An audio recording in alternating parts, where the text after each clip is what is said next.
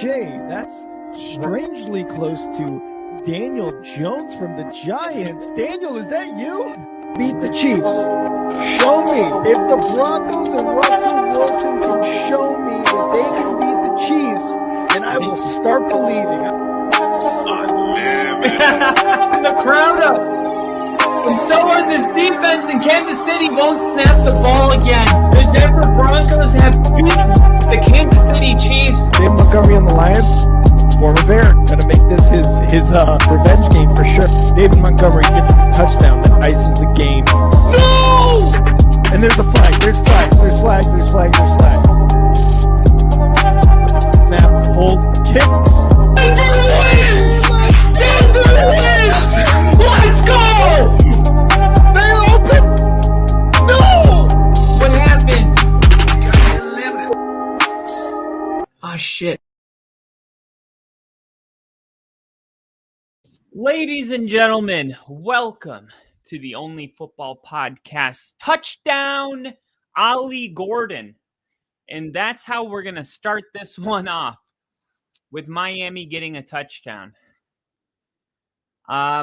This is one that I said I see the Dolphins covering. I'm pretty sure they were getting 8.5 points. Not looking good to start the season. They got embarrassed by the Colts, and then they followed that up with another loss. So they're 0-2. And now they're on a short week against a 2-0 Buffalo team that only beat the Ravens week 1 after being down by more than 16 points with a little over 2 minutes left in the fourth quarter. Came back and won that game. And last week looked pretty dominant. Now, Josh Allen had a nose thing where his nose was bleeding and it got bruised. So today he's wearing a visor for the first time in his NFL career. So we will see if that actually affects him or not, as this game goes on. We got Jinja in the chat. What's up, Jinja? We got E-Dub as well. He said the Dolphins, they'll keep it competitive.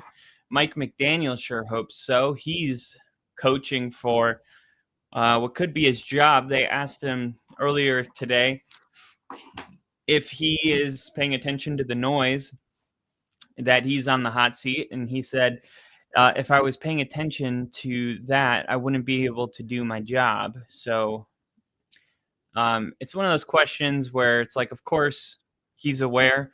But at the same time, it's like, what do you want him to do about it? You know what I mean? It's not like he went out there week 1 and week 2 and tried to, look like a terrible football team. So there's a lot of pressure on this team right now to tighten up and show the NFL world that this Dolphins team is still capable of what they pulled off 2 years ago when they went to the playoffs and Tua was a Pro Bowler.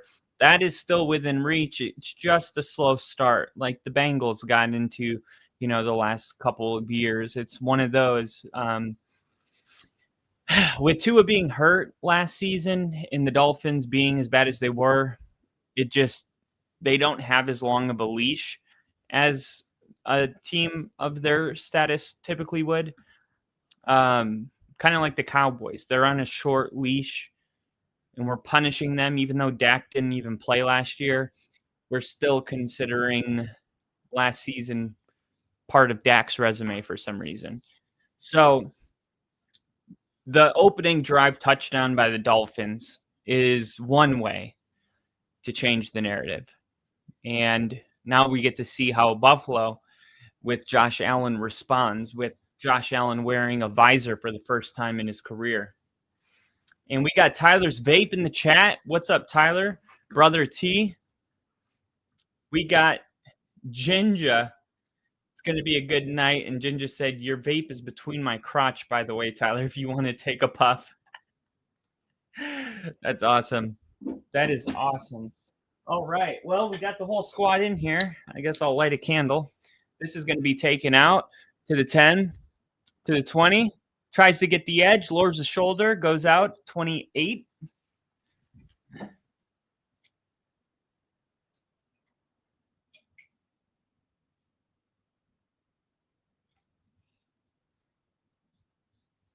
Here comes Josh Allen with that visor.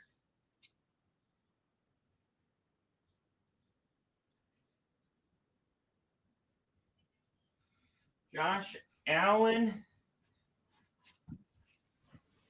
Josh Allen with the visor. We got a flag. We got a flag already, ladies and gentlemen.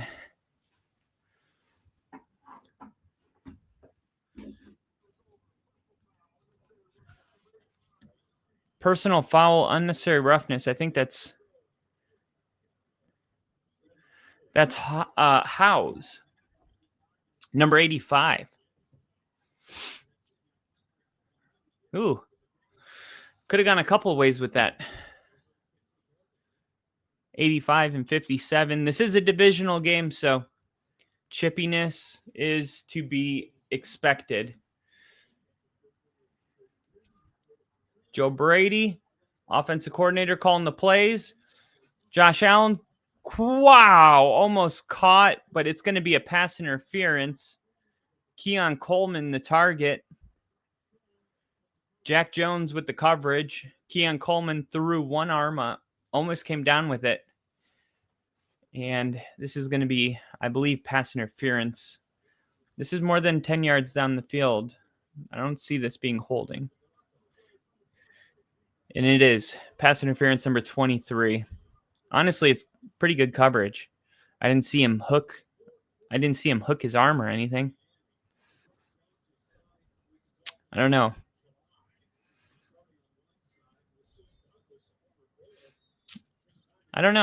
I thought that could have gone either way. I wouldn't have been mad about it. 20-yard penalty, first down. Josh Allen and shotgun. Snap, looking, check down. James Cook cuts it back, and he's going to gain 6. James Cook's been effective. James Cook he's got a lot of different records that are within distance. Buffalo, real quick for the injury report. Ed Oliver dealing with an ankle, he's out. Matt Milano, pectoral injury, he's out. The Dolphins, Jalen Waddle had a shoulder injury, he's going to play. Benito Jones, defensive tackle for the Dolphins, he's going to play. And same goes for Chop Robinson. And we got a big play. James Cook into Dolphins territory. And that's pretty much what I wanted to say. So James Cook, I got a couple stats I wanted to bring up here. So one, James Cook has 237 scrimmage yards and 3 touchdowns through his first 2 games. All right, that's pretty good. And also, James Cook, I saw another stat that says he has the most rushing yards, gained a league high 116 yards off missed tackles already this season. So right away, the James Cook show is beginning. Here's another 11-yard James Cook. Now, this is a Miami defense that has struggled massively. And to say massively is maybe an understatement. Miami's defense has the 3rd highest blitz rate on first down. They also have the 4th lowest pressure rate in the NFL. 0 pressures from the interior defensive line. The Dolphins are the only team in the NFL this point in the season to have 0 pressures from the interior defensive line. They like to blitz on first down, like I said. First down, they have the highest blitzing percentage team in the NFL. I'm sorry, the 3rd highest blitzing rate on first down. Yet they have the 4th lowest pressure rate in the NFL. It's not a matter of the Dolphins not wanting to try to bring pressure. They just can't do it effectively. And that 0 interior pressure, that's insane. 0 pressures from the interior. And we're now in week 3. So we'll see if they can make something happen here. Here's 2nd and 7. Kincaid with a quick throw. Damn! Fuck! I forgot to start Kincaid. I wanted to start Kincaid this week. Damn it! I didn't want to start TJ Hawkinson. I'm done with TJ Hawkinson. God.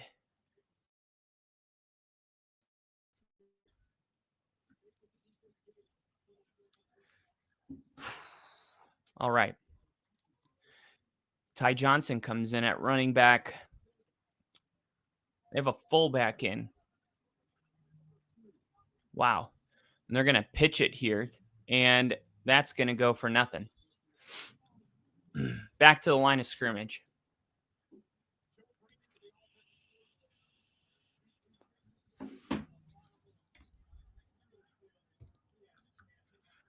All right, Yahoo Fantasy Football. Here we are. Feeling nicey. What did we got? TJ Hawkinson. Oh, I can't believe I started T. All right, 2nd and 9, Josh Allen. Shotgun, empty backfield. Looking for the screen. It's not there. Firing, caught. And that is Dalton Kincaid touchdown. I knew it. I knew it. I was so sure of it. I didn't even realize I forgot to do this until I knew it. I'm like, I feel like I have someone playing tonight. But I kept looking at my roster going, I don't. That's because I did. He was just on my bench. Gosh.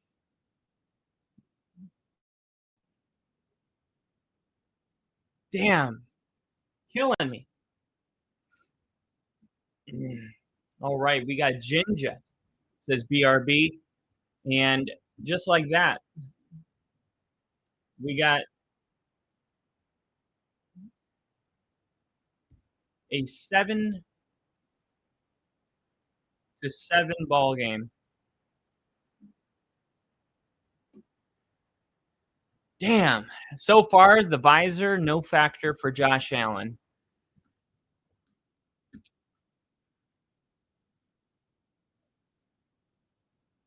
Dude, I'm so pissed that I didn't get Kincaid. There he is. He's already got 10 points, 11 points.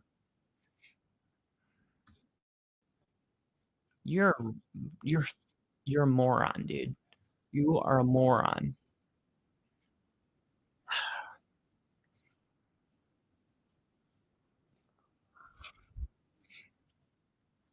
Ah. TJ Hawkinson better have a big game.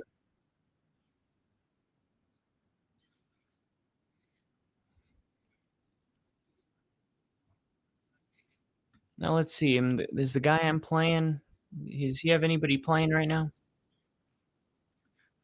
Malik, my balls. Let's see. Does he have anybody?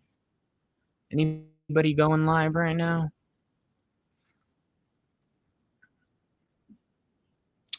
Fantasy football. No. Good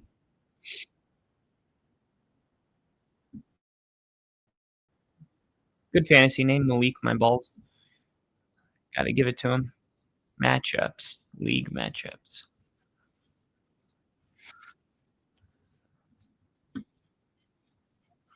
All right.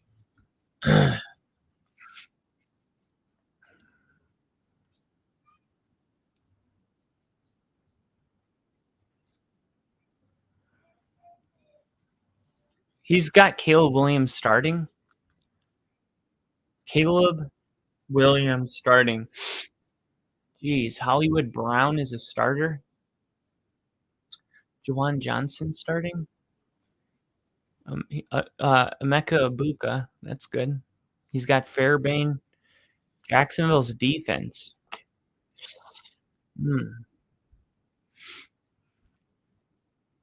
Calvin Ridley. Why is Calvin Ridley being benched for Hollywood Brown?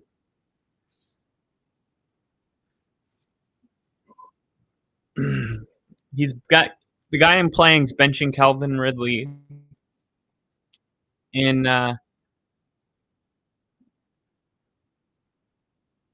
wow. It's a bold strategy, Cotton. We'll see how that plays out.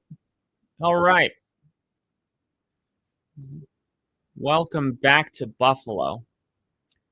And this one is going to be short. It's going to be returned. 20.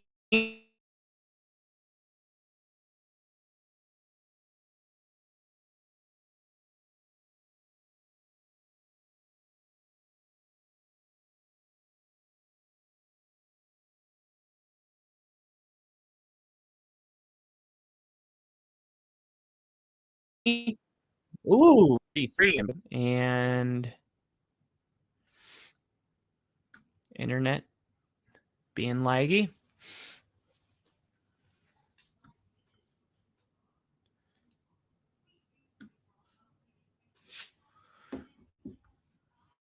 Come on, let's go.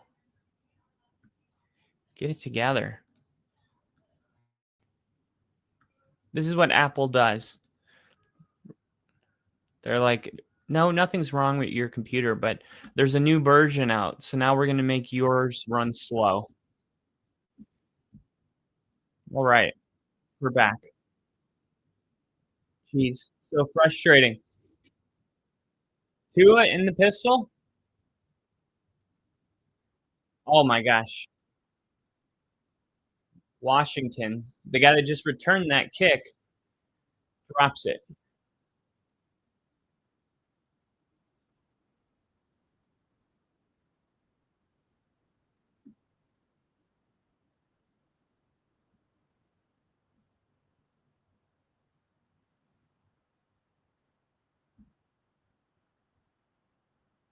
All right,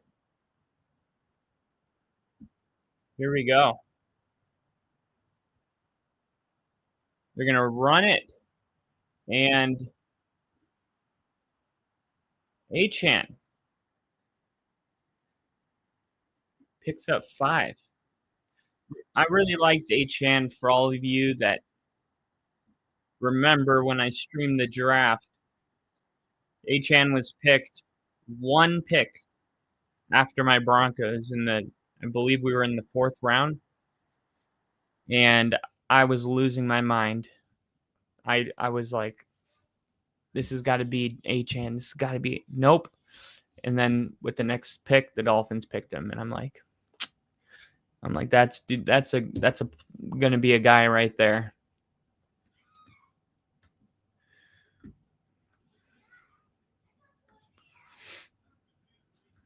Come on. What's going on with my freaking internet? Hurry the shit up.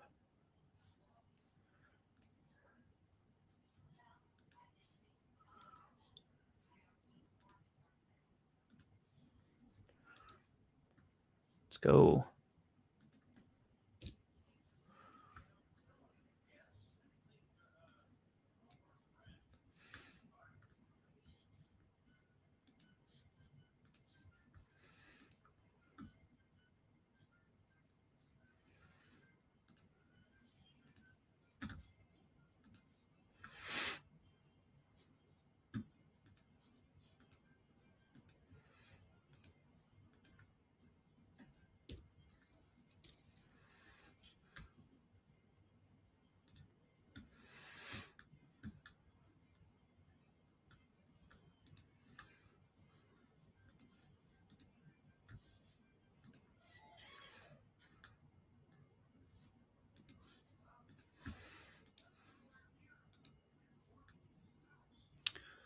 All right, loading.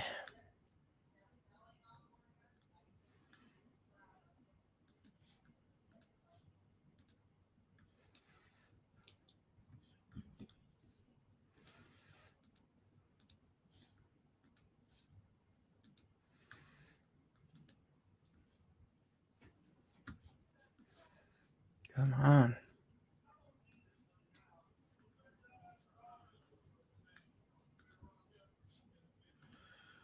All right. Well, my freaking stream just froze. So all I can do is patiently wait for it to come back.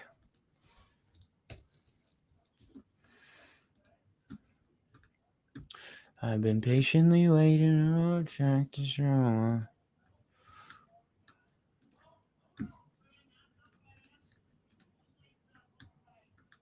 You thinking that I'm gonna fall off? You're so wrong.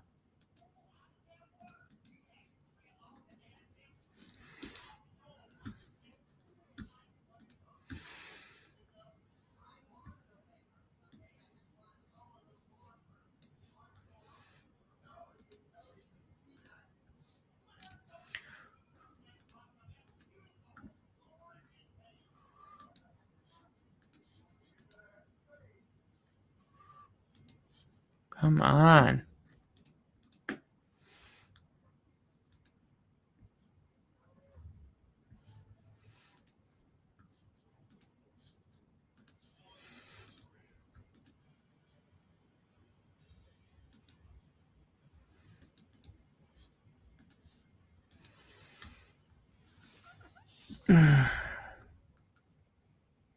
Here we go.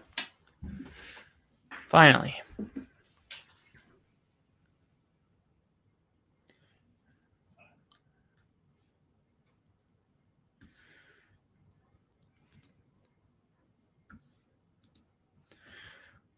All right, let's open up X and see what's going on here.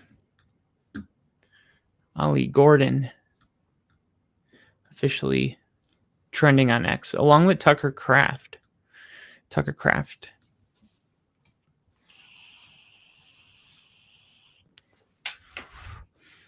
Ooh, Tucker Kraft injured his left knee at Thursday's practice. Got a little scare, but all good, one source said after tests today. Another source added, I think he will be okay. Whoa. That could have been bad. Tucker Kraft was having a full-on breakout season, and he suffered a little knee tweak. Sources say a little scare, but everything checked out okay. Okay. So Tucker Kraft, he's going to be okay.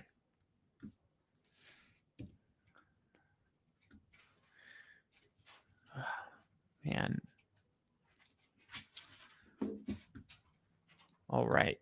So the Dolphins take over here.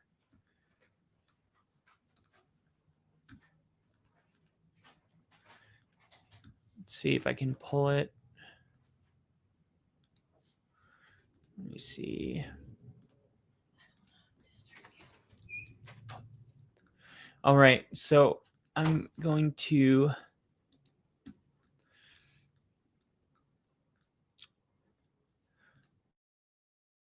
try a different stream here. There we go. Okay. There we go.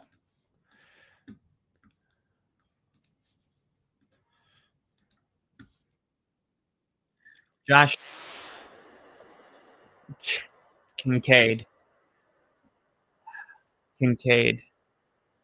3 catches, 41 yards, and a touchdown. Gosh,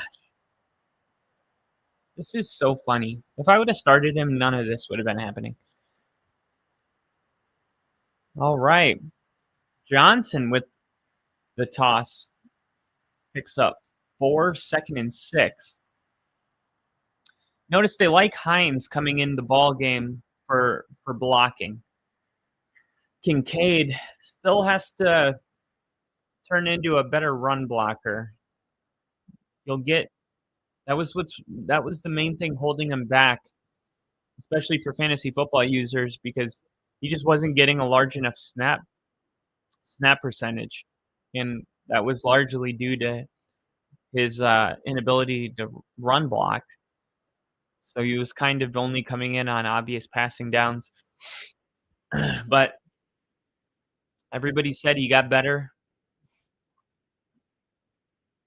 at run blocking, and because of that, he's going to be on the field a lot more.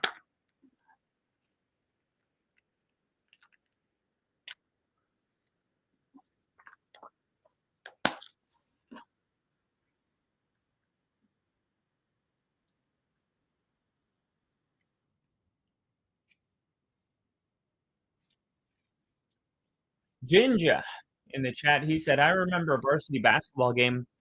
We had a dude go out with a broken ankle, and I came down on a dude's foot and just sprained mine. I felt like a bitch because I was hurt and it wasn't broken, but it scared the piss out of me. Dude, sprained ankles are no joke. Sprained ankles are no joke. Like, I thought sprained ankles I thought sprained ankles weren't a serious injury until I had my first severely sprained ankle, and I was like, "Oh, no, like, he's done for the year."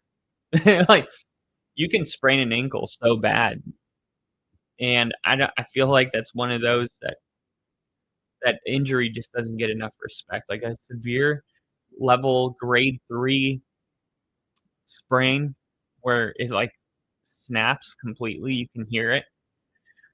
Oh, God. I remember I snapped my ankle.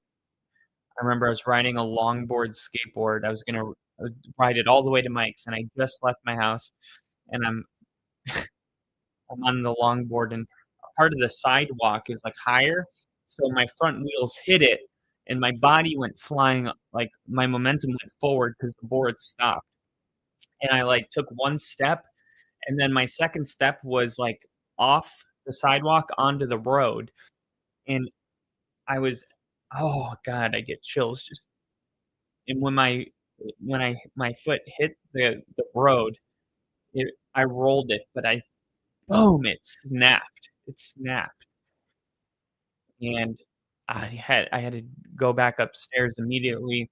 When I woke up the next morning, I had to take a piss. I hurt my ankle so bad that I couldn't crawl to the bathroom because just my leg hanging, when you're crawling, your leg's, like, hanging. I It hurt too much for it to hang. I had to be pulled. Like, I am sure that I should have gotten surgery, and, my ankle's never been the same since then. So, anyone that tells you, like, sprained ankle is not a big deal, they have no idea what they're talking about.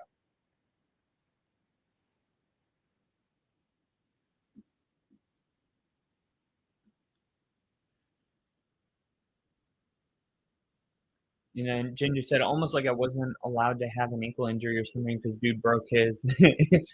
Makes my spine hurt thinking about it. Yeah, you know, we're getting older now. Thankfully, we went through these injuries younger. Dalvin, or not Dalvin, James Cook looking like Dalvin Cook. But now, if Dalvin Cook had a good season, we would say Dalvin Cook looking like James Cook. Yeah, either way, James Cook, first down, and he's been running the football really well. Somebody that they paid right before the season started. And I think I saw something. James Cook, 237 scrimmage yards and 3 rushing touchdowns through the first 2 games. And I think there was one more. Oh, no, it was Achan. Well, I'll mention his next time. Oh, my gosh. Kincaid just dropped his second touchdown. Good. Good. Good. Dude, this is crazy. This is crazy. Look at this. Kincaid's got to come down with this. Look at this.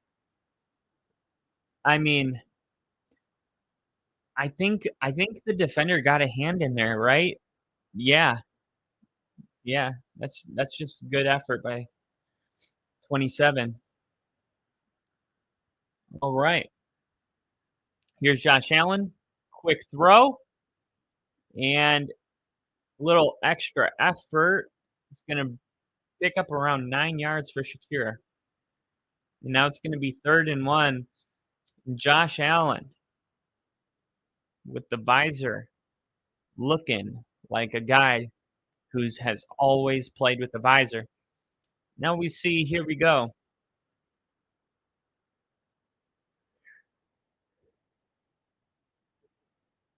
We see Haas check in.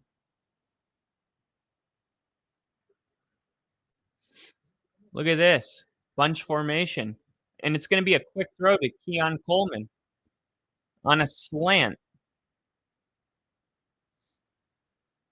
Look at that.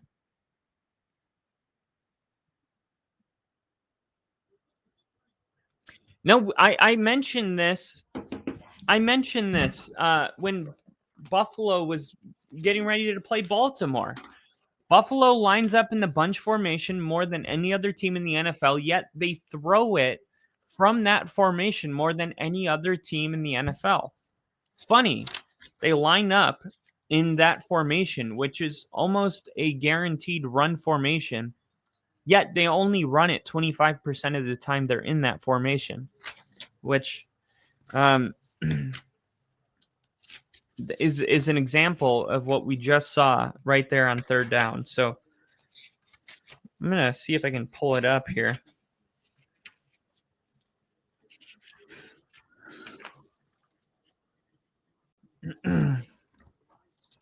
Now, Buffalo's defense is what I have been worried about. All right, so here's the notes I got on 30 points per game last year. I mean, that this Buffalo Bills team averaged 30 points per game last year. That's incredible. And Buffalo scored 30 points with 400 plus yards of offense in each of the first two games. It's incredible stuff what they're able to do. James Cook, Ray Davis, and Ty Johnson, and Josh Allen. Joe Brady has gotten through to Josh that they don't need a number one wide receiver. He helped Josh just drop back and hit the open wide receiver. Ball is coming out faster than ever. Here's Josh Allen rolling, looking, and he's going to run this. Oh, he pitches it. And there is Haas. So two different tight ends get in the end zone on the first two touchdowns for the Buffalo Bills. That was crazy.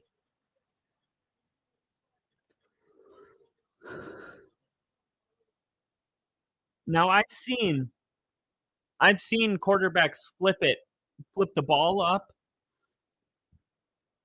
but he like fit that flip into a window. Wow. He was like, I'm going to run it. Didn't even acknowledge the receiver there, just so he could flip the ball to him. Wow. All right. So this is what I had wrote down. Okay. The running game, watch Alec Anderson. He comes in. They play jumbo personnel almost 15% of the time. Nobody does jumbo personnel more than the Buffalo Bills. They'll throw the ball 25% of the time from jumbo formation. So they might even throw a pass to this guy, talking about Alec Anderson. They can do anything from that spot, which is it's remarkable. I mean, this is something that I'm sure the Dolphins are coaching defensively. Like, hey, this is a team that's going to run jumbo. That doesn't mean they're running the football. You have to be on your P's and Q's because Josh Allen loves throwing it from jumbo. And you got to just credit, man, this offense. I mean, Joe Brady has really made this team so balanced because they run the football so well that when they go into jumbo formation, you know that they're capable of running it. So you have to respect it. And that's probably why they throw it so much more than any other team from jumbo, is because it does keep you on your heels. And if you if you don't play the run when they're in jumbo, then they will run the football. So I just love what Buffalo's doing, man. They're so balanced offensively right now. I think Keon Coleman is on track to have a 1,000-yard season, which the odds of that were 1 out of 5. I like those odds. James Cook had 32 catches last year on 45% of plays.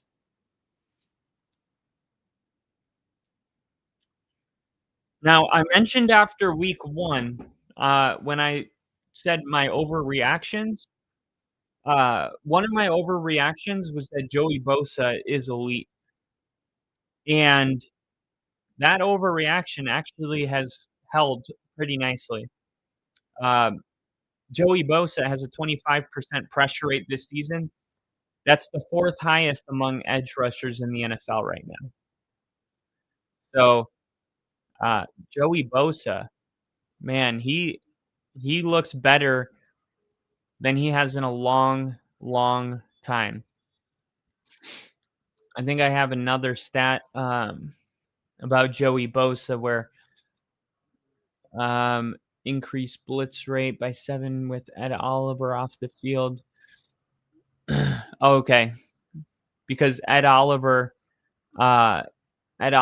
is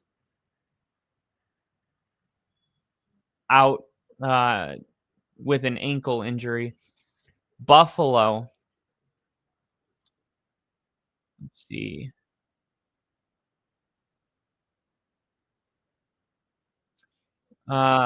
Okay, I'll get back to that. Joey Bosa, 3 forced fumbles this season.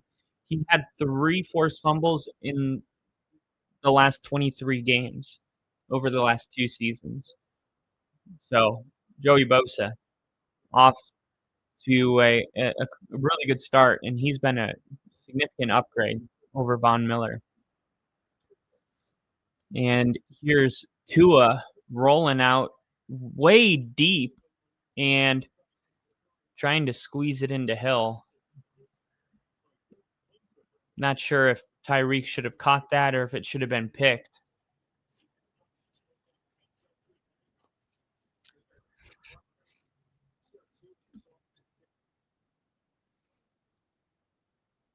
Now here it is. Ed Oliver not playing for Buffalo. So when Ed Oliver hasn't been on the field since 2024, the Buffalo Bills defense increases their blitz rate by 7.1%. That is a significant increase of blitzing with Ed Oliver out of the game. Now they're going to dump it off to Achane, and that's only going to go for 1 yard. And just like that, it's 3rd and 9. Achane, he's been an incredible piece in this offense. And Achane was the player I said I would come back to because Achane is he's like on the verge of making history. And I'll mention what that is after this 3rd and 9.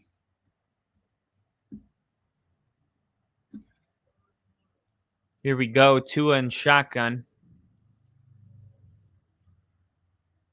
Tua looking, flushed out of the pocket, throwing corner. Same throw that they tried on 1st down, incomplete.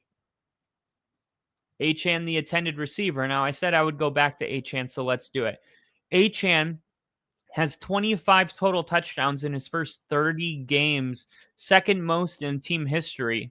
Running back Abdul Kareem Al-Jabbar had 27 touchdowns in his first 30 games. So, Devon Achane already 2nd most touchdowns in team history in his first 30 games. And Jinja with the good scouting. Thank you. See, Jinja appreciates the scouting. When you walk away, hope he gives you hell, hope he gives you hell. When you find a man that's worth a damn that treats you well, well, he's a fool, yeah, just as well, hope he gives you hell. What was Thursday Night Football thinking? Like, all right, when we go to commercial break, when you see my face, hope it gives you hell. Why? Because everyone loves that song. Okay, but what does it have to do with football? Doesn't. It reminds me of that scene in Daddy's Home when he's like, talking to his boss, and he's like, "I got to pick up my wife's ex-husband at the airport." And he's like, "Geez." He's like, how'd you pull that shit job?" And he's like, "No, I'm looking to, set up a loving fence with him. I'm reading books. It's important that kids have a relationship with their biological parent." And he goes, "Listen, when I was," he goes, "Listen, Teresa would kill me if I told you this." And Will Ferrell goes, "Then you probably shouldn't tell me this, but I'm gonna tell you anyway. When I was in my early 20s, all right, I dated girls with daddy issues." And I remember we'd be in the car, I'd be driving down the road, and I would just pull the car over, open the door, and let her out. And when I got home, guess who was there every single time? She was, because she had daddy issues. I don't see how this has any relevance to my story at all.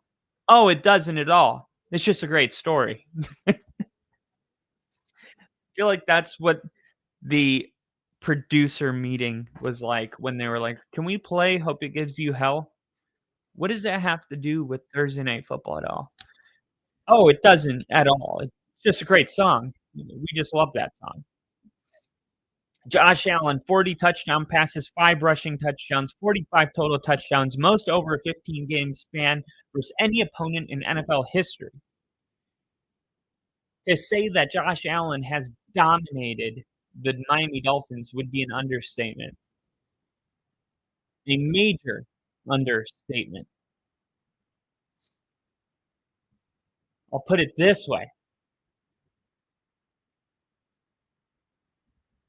24 straight games without a negative turnover differential. Longest streak in the NFL. Miami called pass plays at the highest rate in the NFL this season, 74.5%. Buffalo, 24 straight games without negative turnover differential. I mentioned that one. There was one in here. 11 home game win streak, including the playoffs. Buffalo, 24-6 in division games since 2020, the best record in the NFL in that span. Really? That's interesting because, ooh, and Cook, a touchdown saving tackle. That's an interesting stat because Patrick Mahomes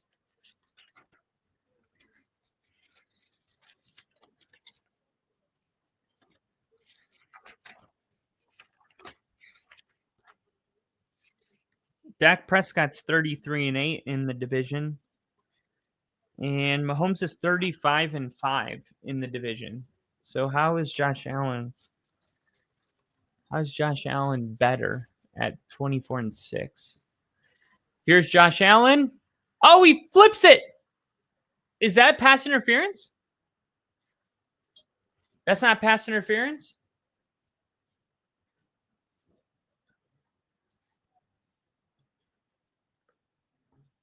Josh Allen. He's like, am I just going to flip this? I'm going to do it. Flips the ball. No, that's good defense.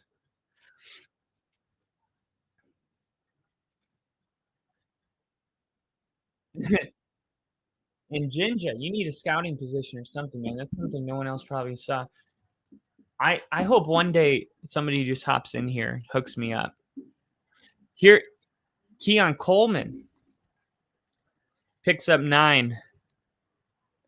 And this is going to bring up 3rd and 1. Man, I would love that. Scouting position.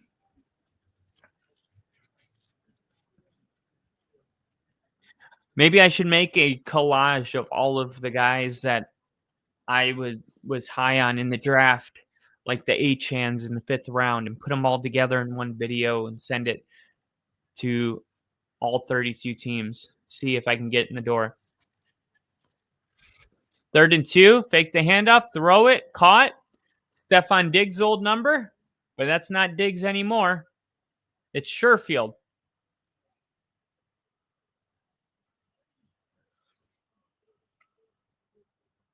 Joe Brady must be having so much fun with all these toys. No, that's not Sherfield. That's Shavers. Shavers. I can't keep track of these Buffalo wide receivers.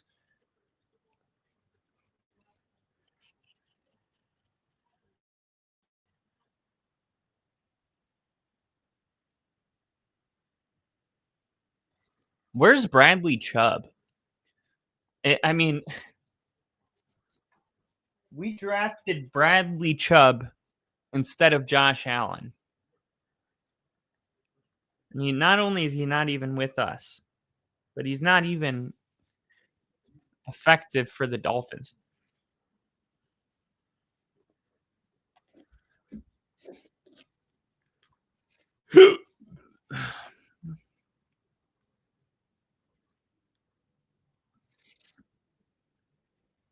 All right, let's get back to some of these stats. All right. Buffalo won 13 of the last 14 games against Miami, including 6 straight victories. 6 straight victories. 13 of the last 14. That's crazy. 13 of the last 14. Miami's allowed 30-plus points in 3 straight games dating back to last season. Longest such streak since 2019. 3 straight games of 30 points or more. Now, keep in mind that Buffalo averages 30 points a game. Keon Coleman leads the team right now with 11 catches, 138 receiving yards, 1 reception, 1 receiving touchdown, tied for most. Tua, 9 passing touchdowns, 10 interceptions, and 9 starts against Buffalo. So Tua's got 9 touchdowns to 10 picks in his 9 career starts against Buffalo. And he must have, I assume he's won 1 game against Buffalo because Buffalo's 13 for 14. Unless that victory, I'm assuming that victory, who knows? Who knows?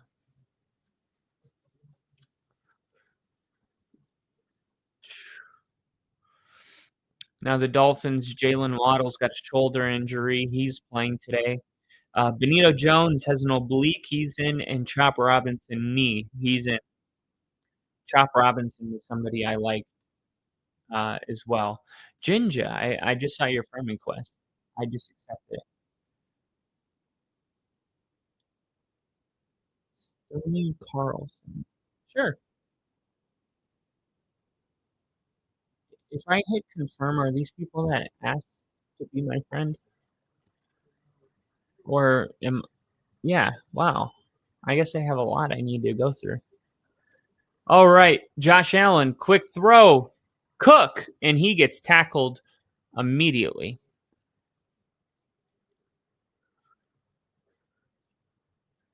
Second and 8. Oh no, who's down? Is that Chop Robinson who came into this game? No, it's Jack Jones, another corner. And there's Bradley Chubb, number 2, standing next to him.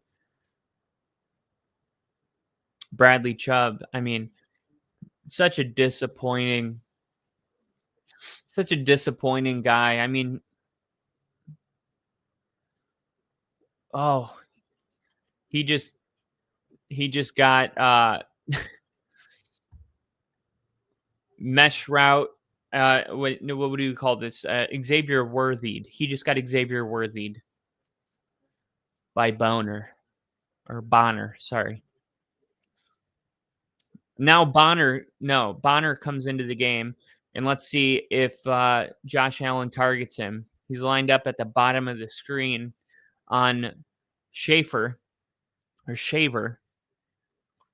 and they're going to hand it off. And oh my gosh, Cook somehow breaks a tackle behind the line of scrimmage. It's going to be 3rd and 8. And Marshall's going to the locker room.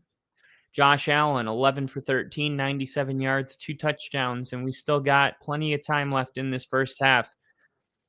And I have a good feeling they're going to convert here because 3rd and 8 this is a hard part of the field to convert. We'll see. Josh Allen standing at the 20 in shotgun, looking, trying to get out, and he goes down with a sack lunch. Bradley Chubb, obviously, right on cue. He could sense me talking shit, and he makes a play. Bradley Chubb.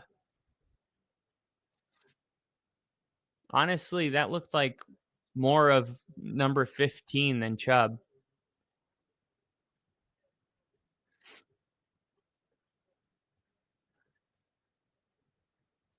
Wow, Chubb has a sack in every game. That's 3 for the season. Maybe he's finally, turning out to be, oh my God, that kick was shanked. What the hell just happened? Matt Prater, you drunk? Are you hammered? What the hell are you doing? Dude, this dude made like a 60-yarder last week. Now he's missing chip shots? I'm going to call Matt Prater Paul Crew. For those that know, they know. A worthy boner. And Ginger said, every time I hear Tua, I think of the Pacers announcer announcing 2 minutes left in the quarter. 2 minutes. Tua! Oh, that's crazy. In Miami, they go, 2 minutes. Dose! This is crazy. Dude, that's crazy how bad Prater missed that kick.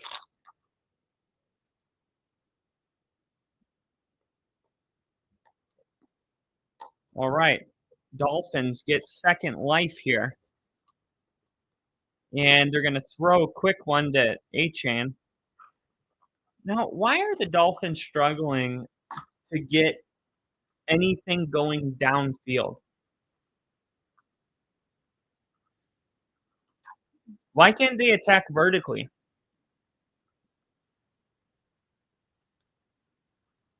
Check down, check down, check down, check down.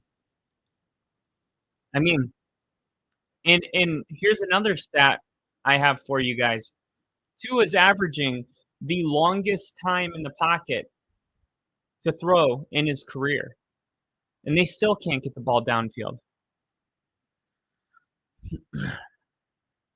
And Achane is turning into like the Dolphins' only weapon.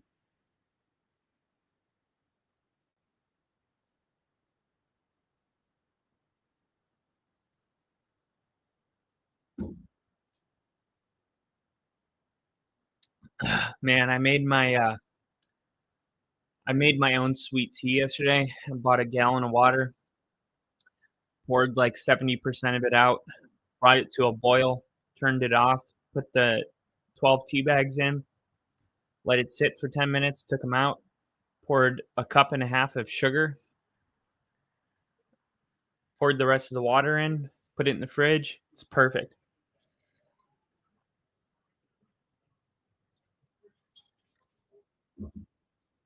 Perfect sweet tea.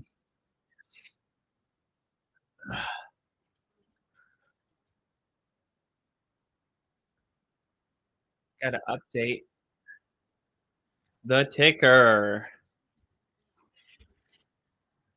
There we go. All right. Here we go. 4 minutes left in the second quarter. And Achane.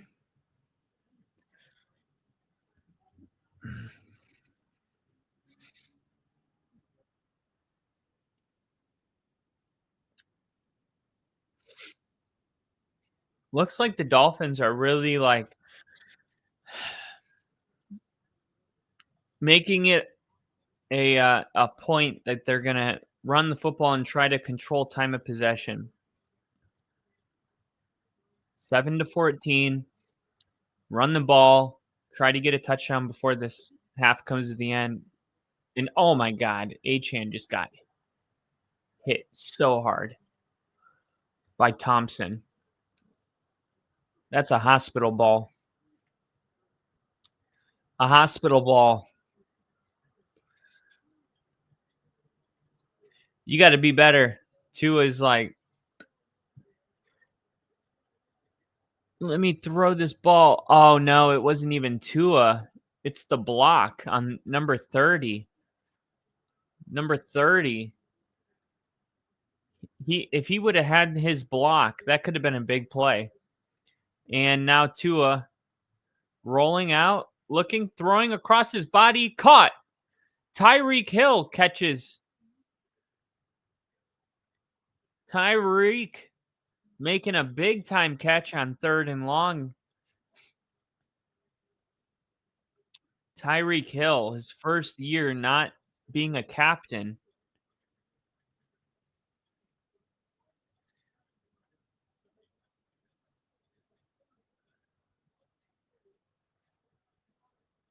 But still playing a ton of snaps. And we reached the 2-minute warning.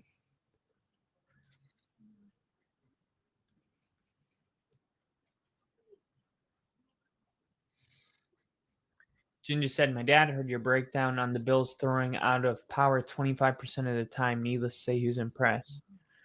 Hell yeah. I talk you guys up like you're my children. No BS, though. Fucking proud of you. Thanks, Ginger. That's awesome, too, that you got your dad listening. Tell him I said what's up. Yeah, throwing 25% out of jumbo.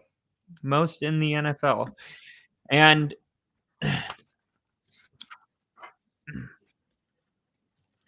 Buffalo, too, on defensively, I think I mentioned this maybe a couple of weeks ago. But on 1st and 2nd down, they played nickel 89% of the time. Nickel is 5 defensive backs. And on 3rd down, they play dime 48% of the time, and dime is 6 defensive backs. So,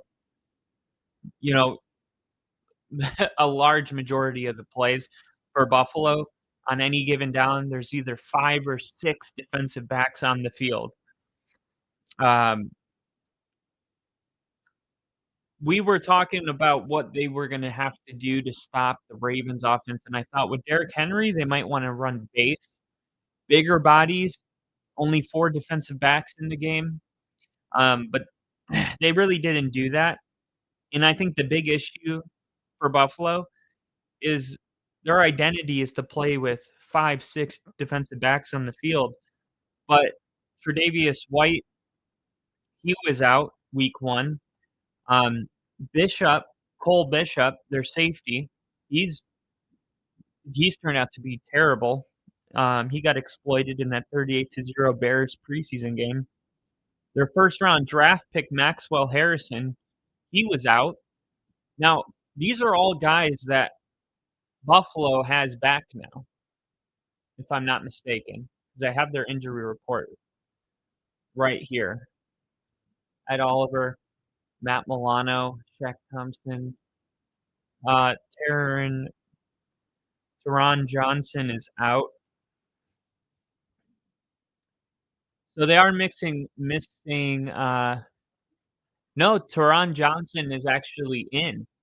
He has a quad injury, and Cam Lewis is in as well. So Buffalo's got their defensive backs back, and that's necessary for. Is that a flag? Tre'Davious White, right on cue, making a play. And think the Buffalo Bills beat the Ravens without Tre'Davious White, without Maxwell Harrison, without what's his name? Oh, Maxwell Harrison. I already said that.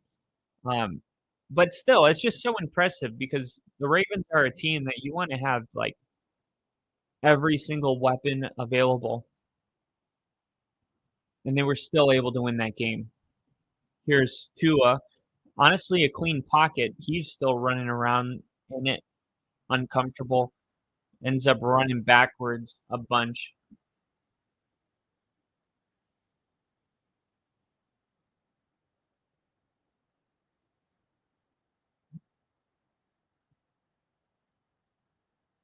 And Ginger said McDaniels told Hill to suck his Johnson. He just said you should be a coordinator. That would be sick. I would love to do that. That would be my dream job. I would feel like I feel like my life finally makes sense. And here's a quick throw to Tyreek Hill. He's going to use his speed to pick up a first down. How many times have we seen Tyreek Hill catch the ball 3-4 yards short of the first down and just use his speed to make that curl, turn it upfield, and pick up the first down? Tyreek Hill just shouldered his coach, and his coach was like, "Okay, stop hitting me."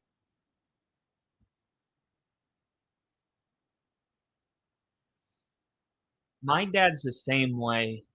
I think I've gotten praise from him twice, maybe, when I graduated boot camp. Here's Ollie Gordon with the carry.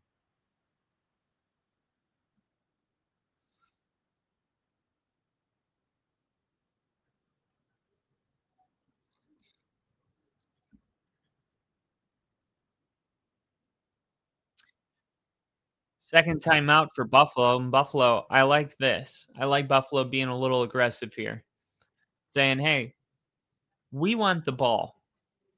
We want the ball back here. We feel like we can score if we get the ball back."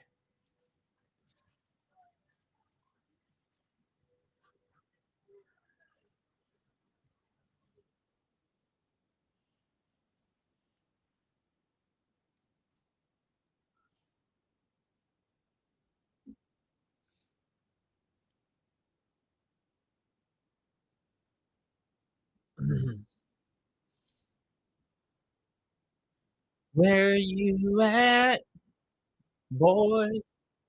Where you at, E-Dub? Hey,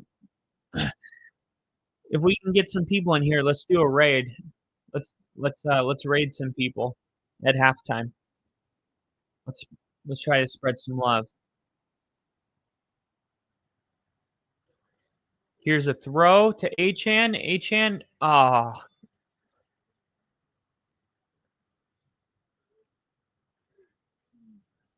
right, so the Bills are going to have to use their final timeout now. Third and final timeout, Buffalo.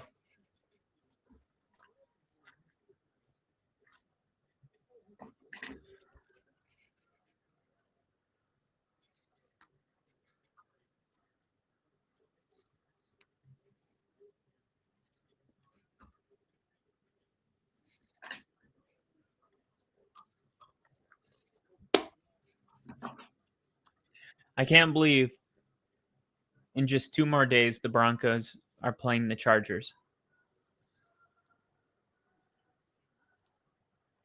I'm so excited. God, leverage. I just can't stop saying that. Leverage. Will you quit saying that?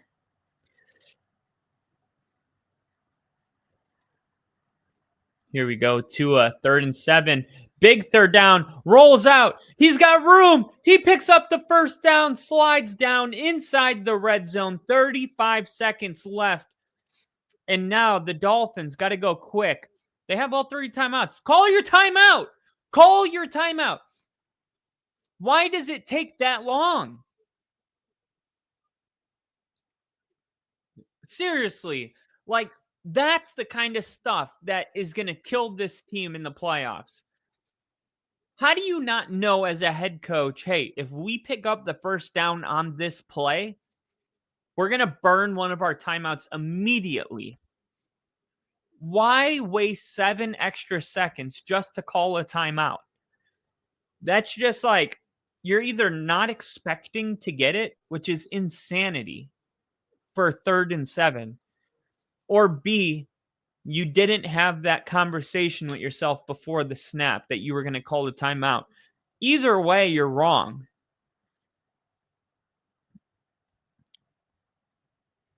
Still 30 seconds, plenty of time, but it's really not the point. Here we go. Tua looking, throwing, caught, and it hit the ground. And this is going to be reviewed. He's laughing. He's laughing to say, what are you talking about? Of course I caught it. Let's see. Did it? Because that camera angle did not show it. That's a catch. That ball never hit the ground. Oh! Did the ball touch the ground, though? Or was he able to roll?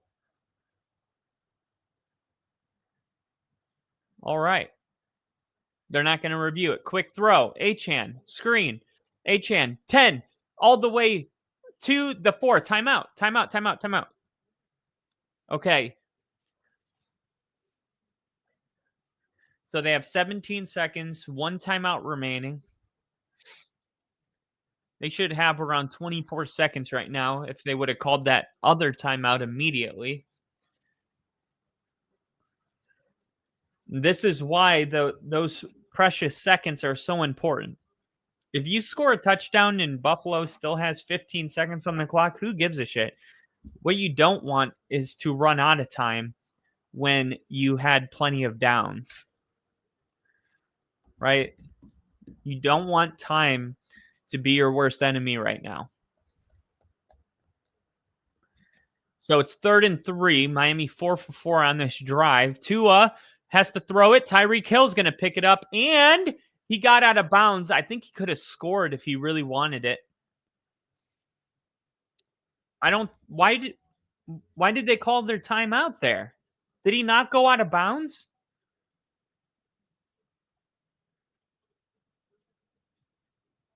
No. He went out of bounds. Okay. I thought the announcer just said that the Dolphins took their final timeout, but he must have said they were able to save their final timeout. Play clock down to 10. We saw Miami struggle with this last week. Ball snapped. Quick throw, touchdown. And that's Jalen Waddle. And that is as easy as it gets. A quick slant, 3-yard slant, if that. And Buffalo, no answer. And now this is kind of what I wanted to say when it comes to beating Buffalo is like they run nickel, they run dime, they like 5-6 defensive backs, but they don't have any really good defensive backs on this team, right? That's why they have to play with so many, right? Instead of like how Denver does, and the reason they get the kind of pressure they get is because they say, Surtain, we're going to put you on an island, okay?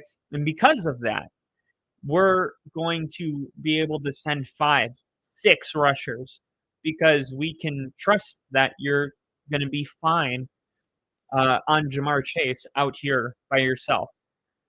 The way Buffalo runs they don't have a guy that they feel comfortable with doing that. So they cover a lot of zones on the field. And because of that, the addition to Joey Bosa is huge for one, because you need to be able to get pressure on the quarterback without being able to send a bunch of bodies. So having an elite pass rusher becomes very important if you don't have an elite defensive back. Because if you have an elite defensive back, you can get pressure because of the amount of people you can send. If you don't have that luxury, you really need a good pass rusher. And that's why Joey Bosa might be the difference in Buffalo's defense this year. He is 3rd in the NFL right now in pressure rate, 25% pressure rate among edges in the NFL. That's 3rd in the league.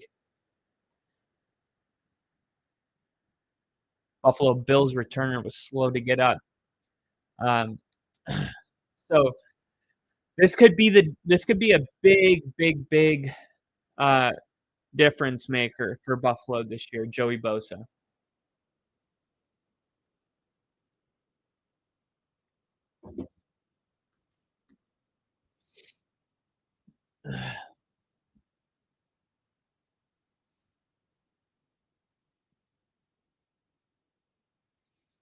I'm tipsy as tipsy. Not gonna say what I want to right now, but there's an algorithm issue, and I firmly believe it's because of your race or uh, denomination. Call it what you will. Like when I said Charlie Kirk was our Martin Luther. Fuck YouTube. Char. So, are you watching this on YouTube, Jinja? I'm a little disappointed at the community. They love you guys. Oh, because not a lot of people talking today. Here's what I'm gonna do. Let me post this on X and say, "Come join me."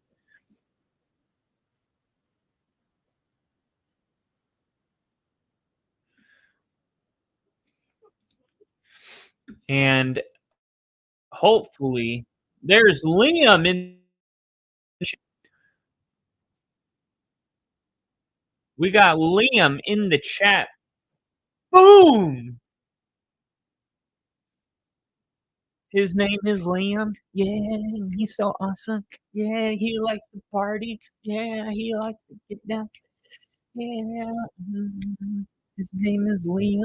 Yeah, and he just got here. He is back. Yeah, we're gonna party. Yeah. All right.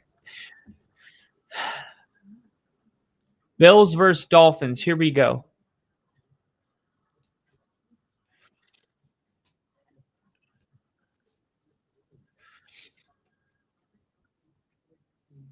Here we go. Control C.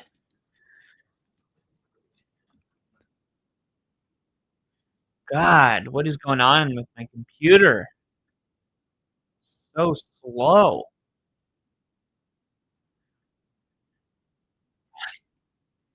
Do I need to download like a new version or something?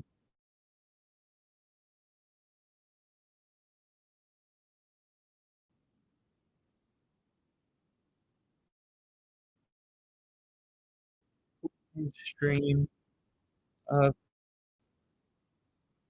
Thursday night football. Come in and start some conversation.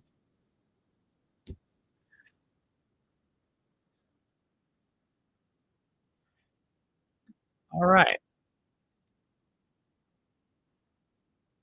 Thursday night football. Come in and start some conversation.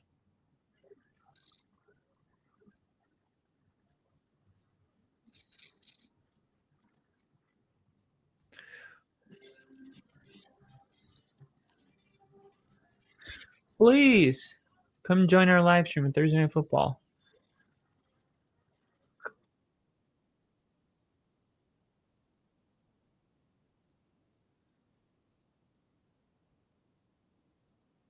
Let's see. Let's go. Let's start some conversations. There we go. Hashtag Thursday Night Football on Prime. Hashtag Bills Mafia. Hashtag, what is it? Fins up. Fins up. Dolphins.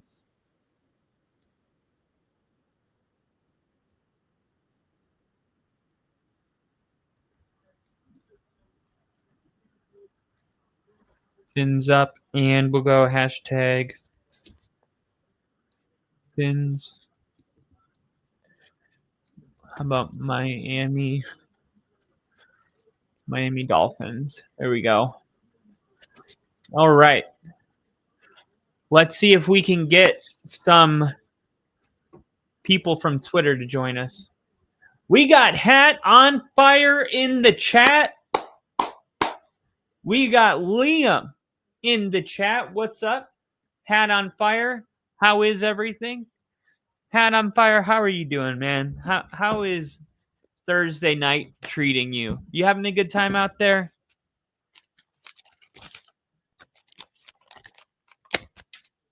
Got $1. Got a George Washington. A Georgie. $1. Everybody should have a damn dollar. This is America. Everyone should have a damn dollar. You got $1? Do I have $1? No, I don't have any money. Okay, here you go. What's this for? You said you didn't have $1. Everybody should have a damn dollar. You ever seen this social experiment on YouTube? You go into the grocery store, go up to somebody, and you go, "Sir, you got $1?" They think you're asking him for money, right? And then they go, "No, I don't have any money." And you go, "Okay." And then there's like a 3-moment silence, and they go, "What's this?" It's $1. This is America. Everyone should have a damn dollar. Here you go.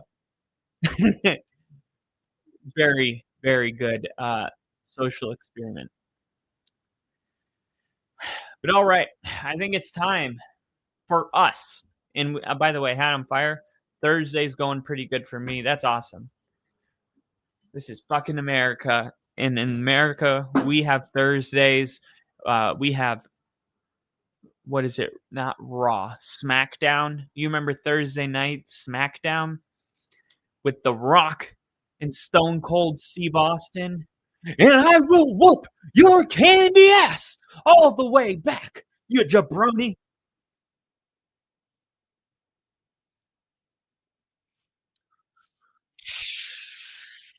The Undertaker coming in. Hell's Bells.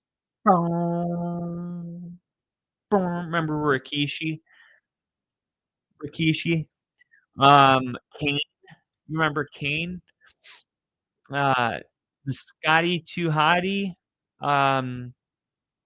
Triple X. Who else? What were the brothers' names? There's like the brothers. I think they were like twin brothers. But The Rock was my favorite by far. I mean, I was like, everything was The Rock for me. I was like, The Rock was my dude. Ginger was a Rock guy as well. I knew it. That's why we're friends. All right, we're gonna raid somebody. Kane was scary. Dude, Kane was scary. All right, let's do this. Thursday night football.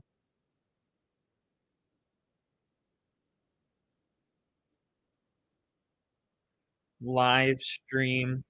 All right. Let's see. Thursday night live stream. Let's organize it by live. Go to, I want to find someone that, here we go. 74 viewers. Here we go. Perfect. Control C. And we can chat. Here we go. Are you guys ready?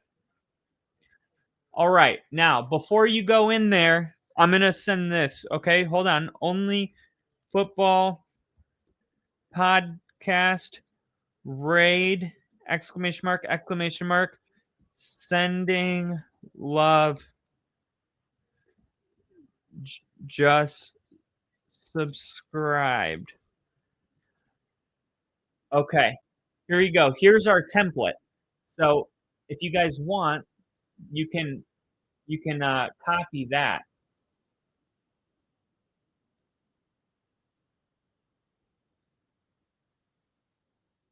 Right there. All right. And then all I'll do is I'm going to wait only football podcast raid. I just realized you can't copy and paste that. Okay. Only football podcast raid. Here we go. Now,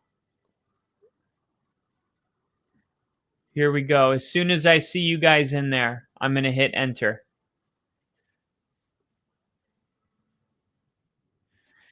And I'm going to do it from the Only Football Podcast as well. The Only Football Podcast YouTube channel. So here we go. View your channel. Here we go. Switch account.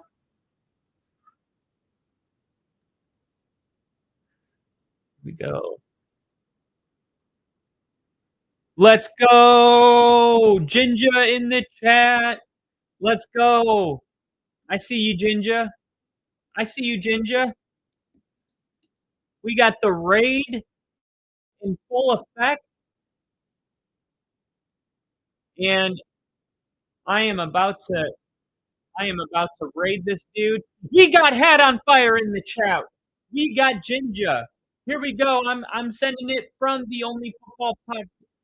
Yeah, he just shouted us out. Here we go, baby. Let's go. Let's go. All right.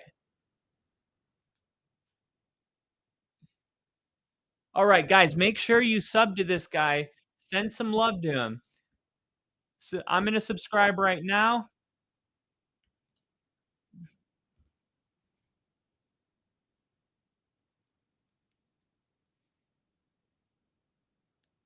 There we go.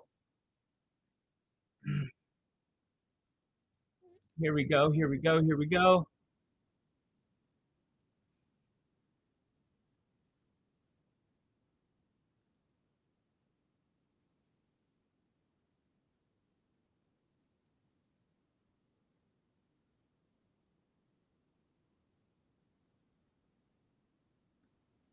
There we go. Boom.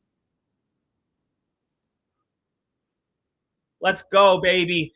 We did it.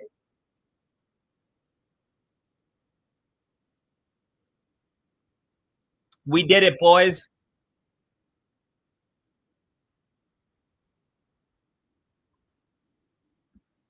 Just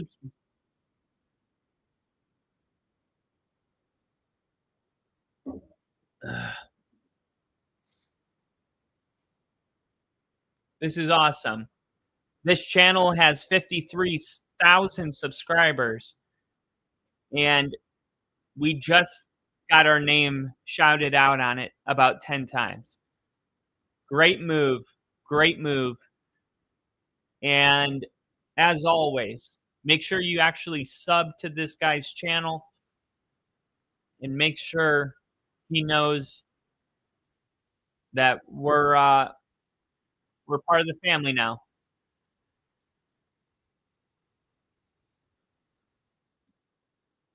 All right.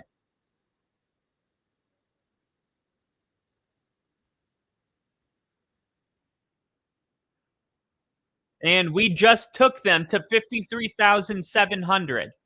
We just took the Bottom Line podcast to 53.7.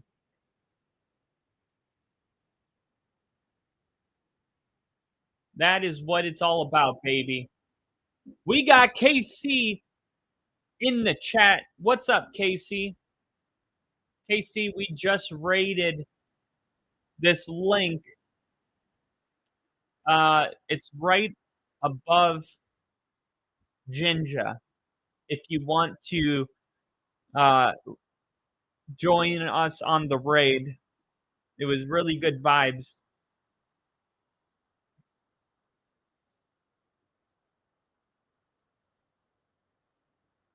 And here we go. I gotta mute him. And 1st and 15, Josh Allen, handoff, Cook. And Cook is going to go for a gain of nothing. A good stop right off the bat. And I like this. I like the putting the energy out there, right? Putting positive energy out into the universe. We need to do more of these raids. We need to mix and mingle. We need to intertwine. We need our spider webs to connect. And that's the only way we're going to get past this hurdle where we are trying to get to 1,000. We are trying very hard. So I will update the ticker. Thank you, Casey. And this is going to be almost a first down, a really good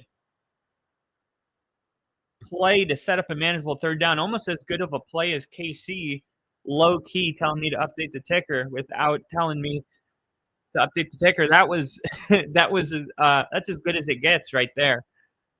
KC, happy to have you in here, brother.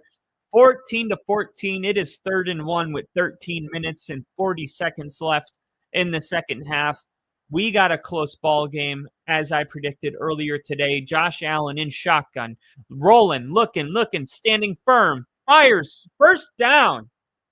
And that is Ty Johnson, who picks up a first down, but no, there's a flag.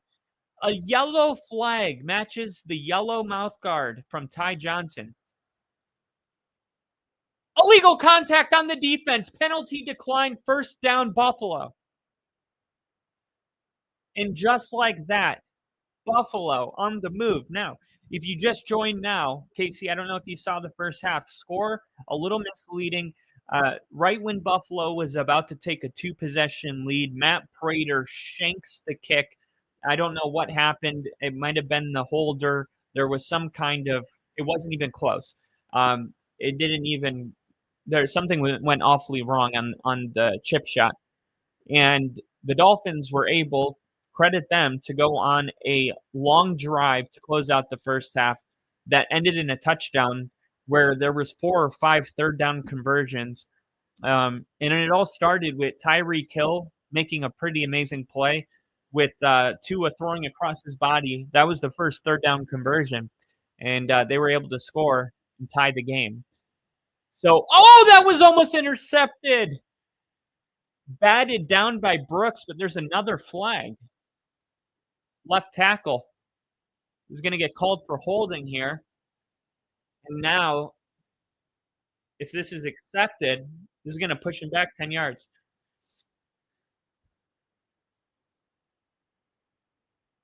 Yeah, holding.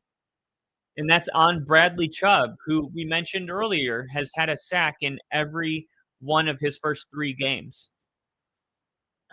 So Bradley Chubb having a really good game, and Buffalo getting called for the holding, trying to contain him. They got 3 penalties for 35 yards now. Buffalo, 2 penalties for 25 yards. Hasn't been a super sloppy game penalty-wise, but there's been each team's got a couple. Josh Allen in shotgun. Cook checks back into the game.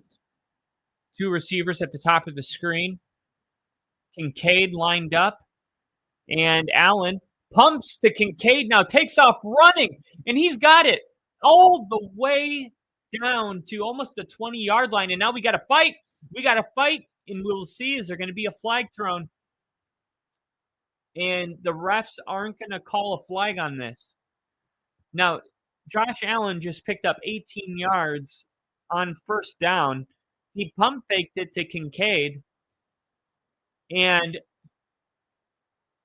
the fans are all booing, so I imagine they're showing something on the projection on the big screen, on the Jumbotron, something that shows, what is this, a late hit?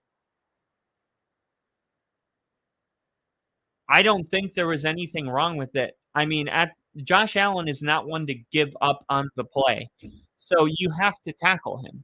He just happened to slide right when you went to tackle him. I don't think there's anything wrong with that. And here's Kincaid, and he tried to get to the end zone, but he goes down at the 1-yard line, of course, because I forgot to start him on my fantasy football team. He's having a career day.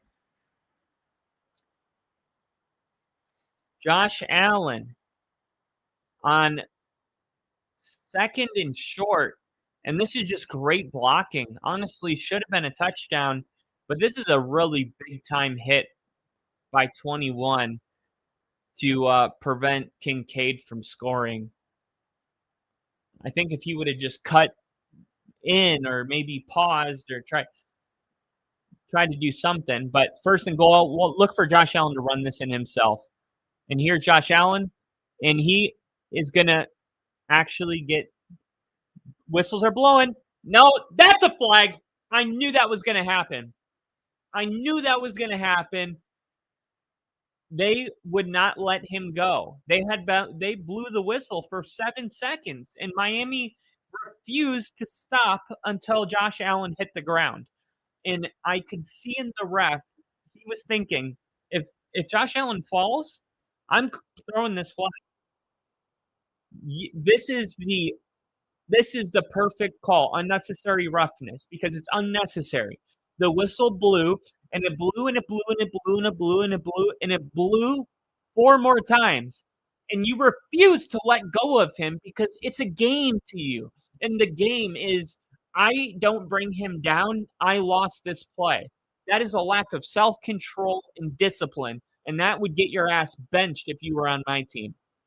1st and goal, Josh Allen is going to hand this one off to Cook, who walks in, touchdown. And that's going to make it 20-14. And Buffalo now has a touchdown in every quarter of this game. And the 3rd quarter has just begun.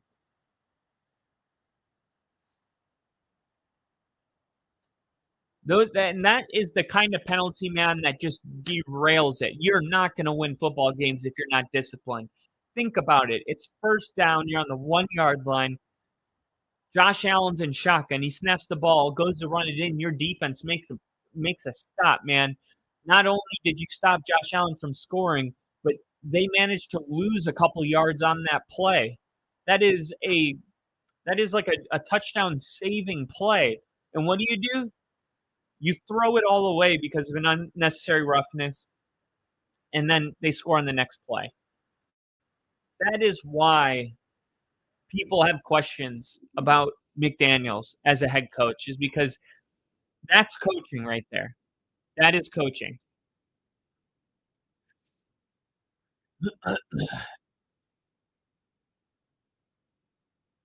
And it is time to update the ticker. Miami 14, Buffalo 21 big ones. And we are in the 3rd quarter. 3rd quarter in a good game so far, 21-14.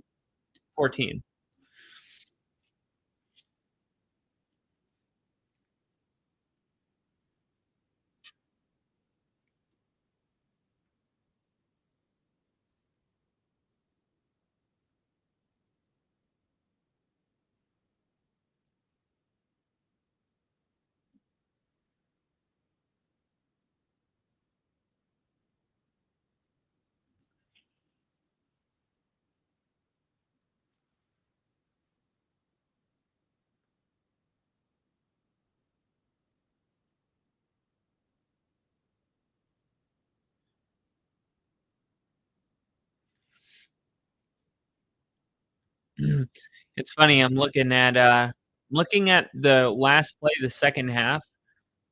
Josh Allen tossed the ball to the ref after doing a kneel down, but that there's an argument to be made that was an alive ball. That Josh Allen, because he fumbled the ball on the snap, that when he picked it back up and he wasn't kneeling, that the ball was alive. and then Josh Allen tossed it to the ref and went into the locker room for halftime. I don't know if, like, intent matters at all, but it's really interesting. No matter how great Josh Allen plays, the Bills will never win a Super Bowl with this defense. It's wild that McDermott still has a job. And, as much as that seems like an overreaction, it's amazing that he has a job. I gotta say, like, I agree. They are not gonna win a Super Bowl with this defense. The addition I mean, you have to keep in mind, though, all the additions Buffalo had made on defense, right? I think the first, 4 or 5 picks in the draft were all defensive players, a corner in the first round. They bring in Joey Bosa, who is proving to be a huge, significant boost, as far as bringing pressure on the quarterback.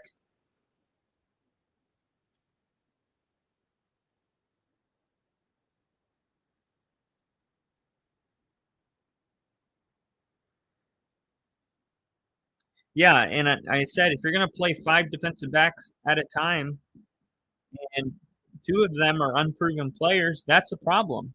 And they did. They took 5 straight defensive players in the draft. Walker, Sanders, Landon Jackson, 3 defensive linemen. Are these rookies ready to play? Tre'Davious White, who didn't play week 1, he makes the stop on first down against Miami here.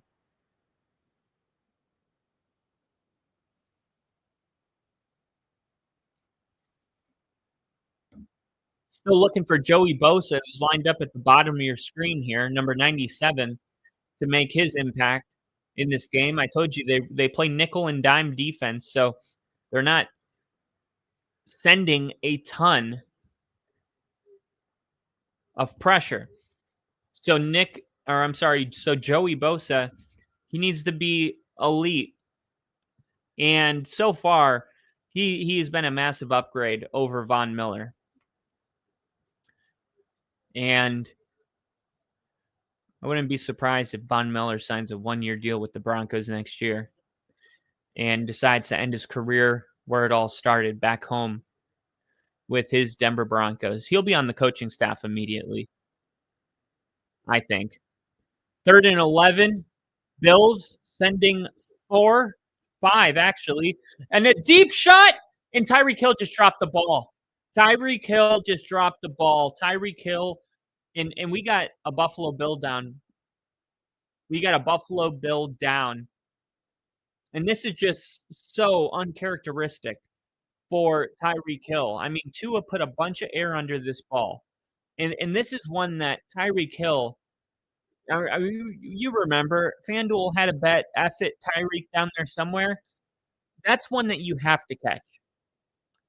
Tyreek Hill dropping this ball, that is just,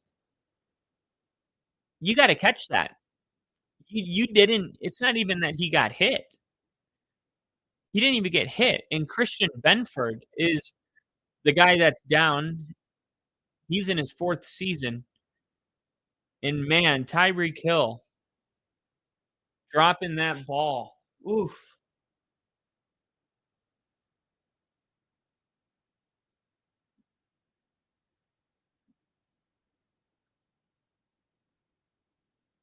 Jinja, KC, my boy, I knew you would be in here. I would say it was a successful raid. It was a very successful raid, and it was successful because you guys all contributed. I'm forever grateful. I owe you guys big time. You guys like the ring? It's just like, it's subtle, right? It's just like barely there. This is what it looks like when I'm standing. I think I should turn on my right finger.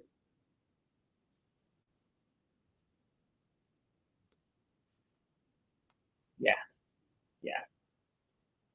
No, left finger. Definitely the left.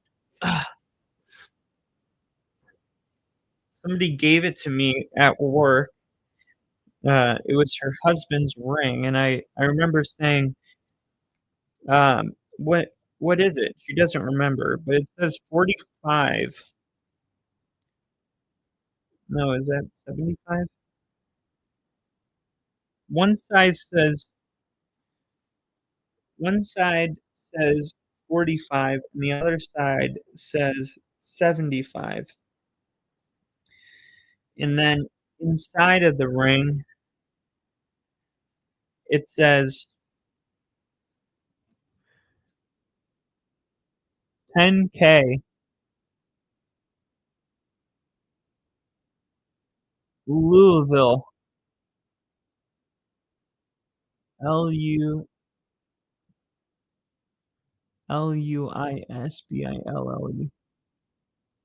10K Louisville.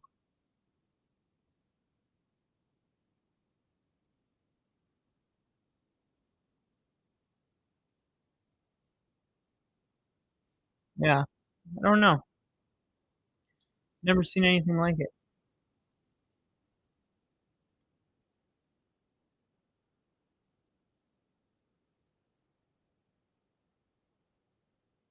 Camera's not really doing a good job.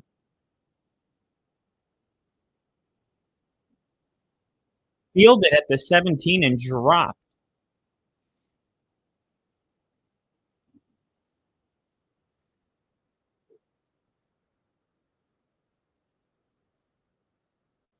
And this is a young player returning the ball, and he just drops the ball.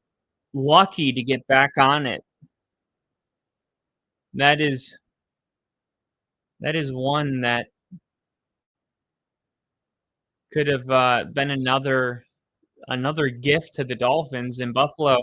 They've had multiple opportunities to just pull ahead and leave Miami in the dust, and the field goal was 1-2 possession. Then that was almost another moment where they would have given Miami the ball in the red zone, where Buffalo has a chance here to make it a 2-possession game again. So Buffalo lucky to get that one back. And here is a run to Cook on first down. This is what they do. They run the football on first down. A lot of times they run it on second down.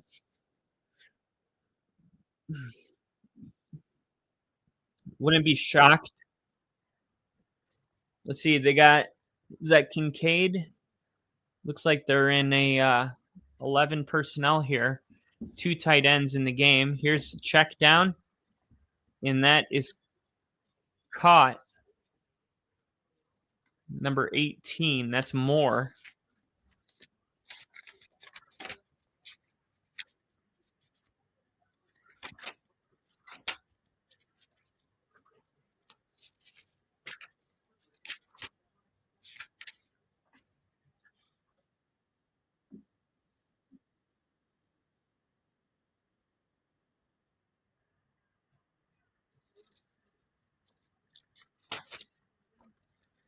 Yeah, 12 personnel was right now they're in 11 personnel, and that tight end's Kincaid, and he catches it on his leg looked like it got twisted up awkwardly, but he's fine. That couldn't have been better if you're Miami. A 3 and out against this Buffalo defense, and if I'm not mistaken, that is the first 3 and out today. Kincaid with the reception, but it's going to be a 4th and 3, and it's also going to be a punt. And this one is going to be, looks like it will be returned, and it'll be returned at the 25, and Washington will stay on his feet and take it to the 38. So good field position here for Miami. And now they have an opportunity to go tie this ball game in the third quarter, at the midway point in the third quarter. So Miami's just hanging around in this game. But their defense, man, that was clutch. That was clutch. And KC said, I think bottom line is a Pats fan. I didn't know. I wasn't sure. Oh, wait, yeah. I think there was a lot of Patriot stuff in the background, wasn't there? And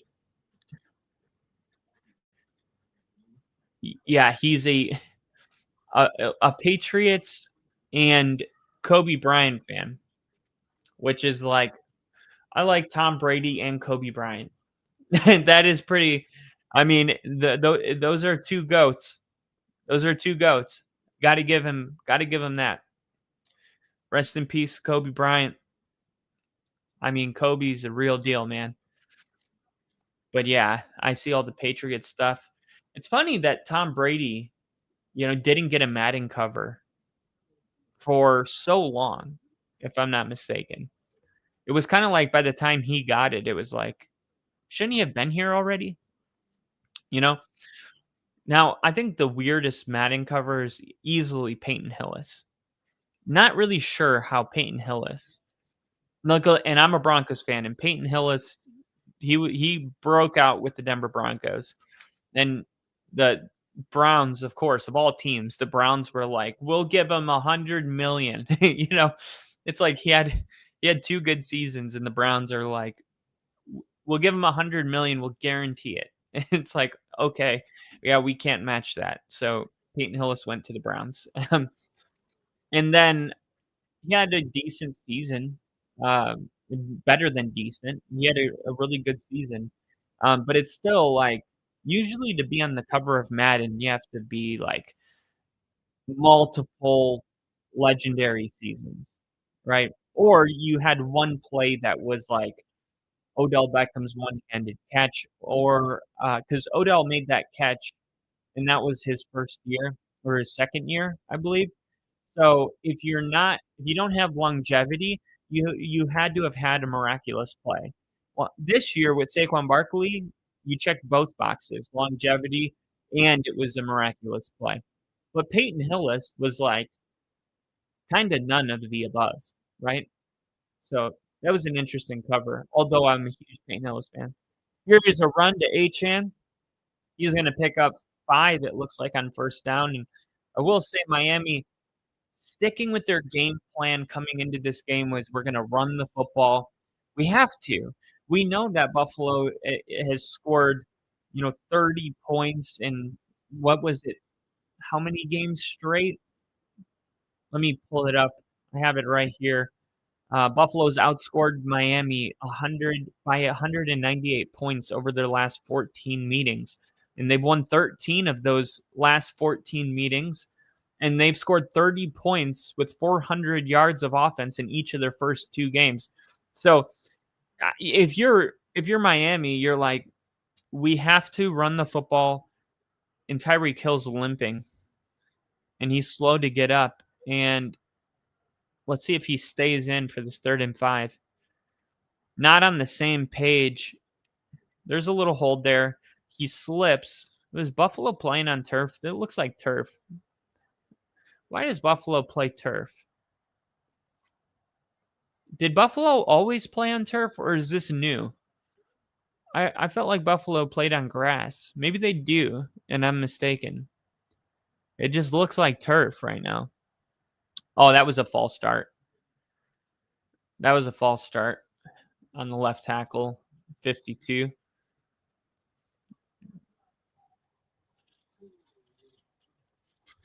Wow, Buffalo called a timeout right before it. So I'm telling you, the Dolphins have been just like they've been getting saved by all these those micro moments have happened.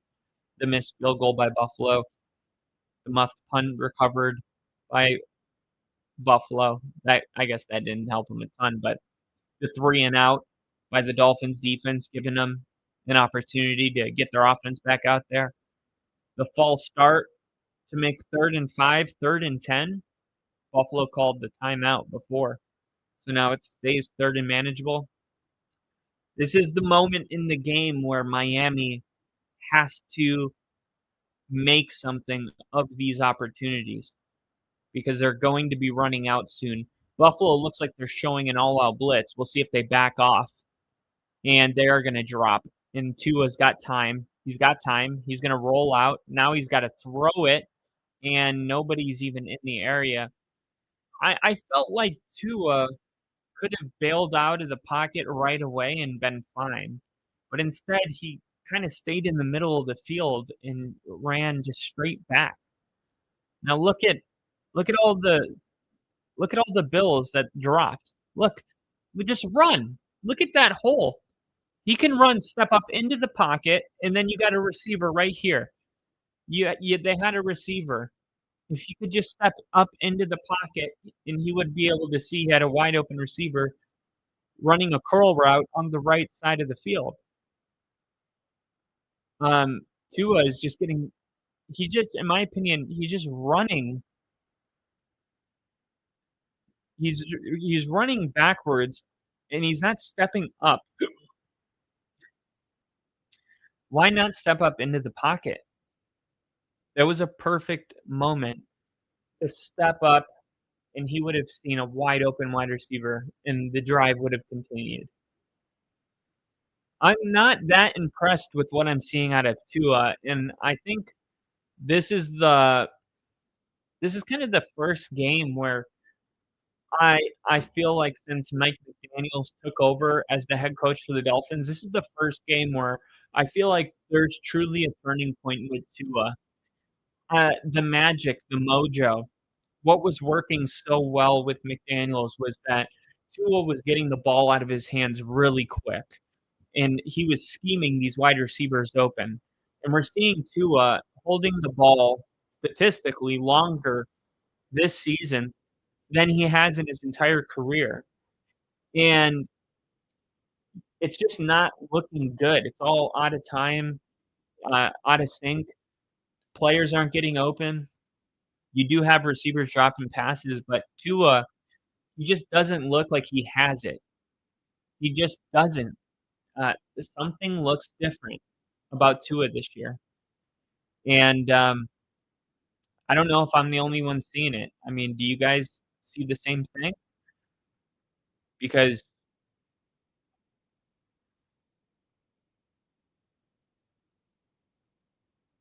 I definitely think something's going on.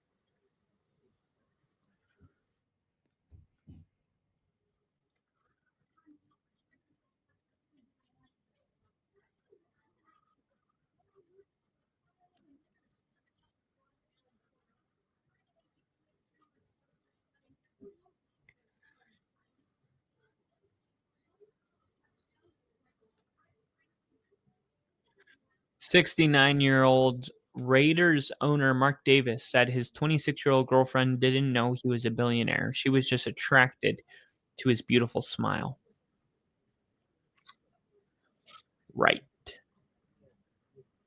Multiple lies in one sentence. All right, here we go. Buffalo taking back over. Allen. Josh Allen wearing that visor today because of the injury for the first time. Looks kind of cool. And hasn't been a factor today. Who knows? I mean, after what happened with his nose last week, depending on how if there's no downside to him wearing it, which I'm sure they'll ask in the press conference after the game, how it felt.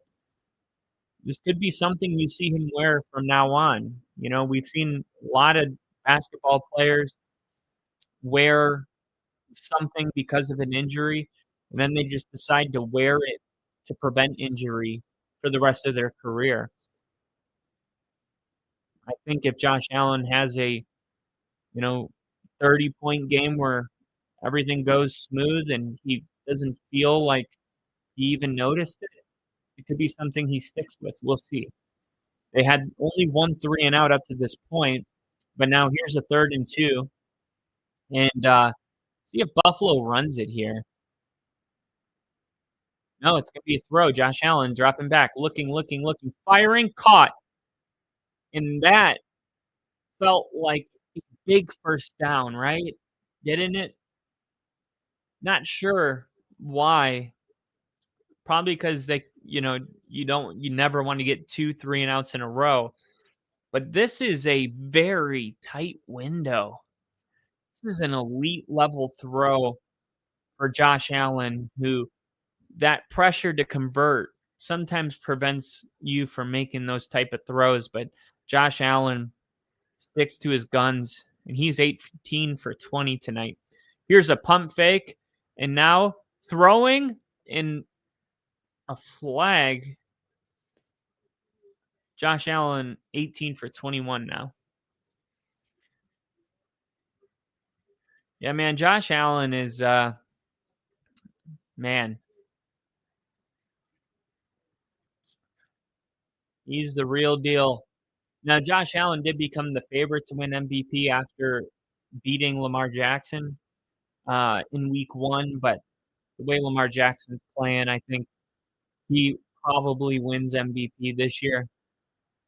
There's just nobody playing at that level. It's like Lamar and Josh Allen, but the days of Mahomes being in that group, I'm not saying they're gone, but that wasn't the case last year, and it doesn't appear to be the case this year. And even the year before last year, the Chiefs were 15th in points per game. We're talking about the Bills and the Ravens right now, who both averaged over 30 points per game, first in the NFL, second in the NFL, and it all starts with these two quarterbacks. Um, Man, it's crazy because the Chiefs in 2018 or 2019, 2020, they were just such a high-powered offense. Mahomes throwing for over 5,000 yards, 50 plus touchdown passes. I think 50. Oh, 3rd and 10 and a drop, and now they're gonna have to punt it. And Miami, at least defensively, is keeping the door open.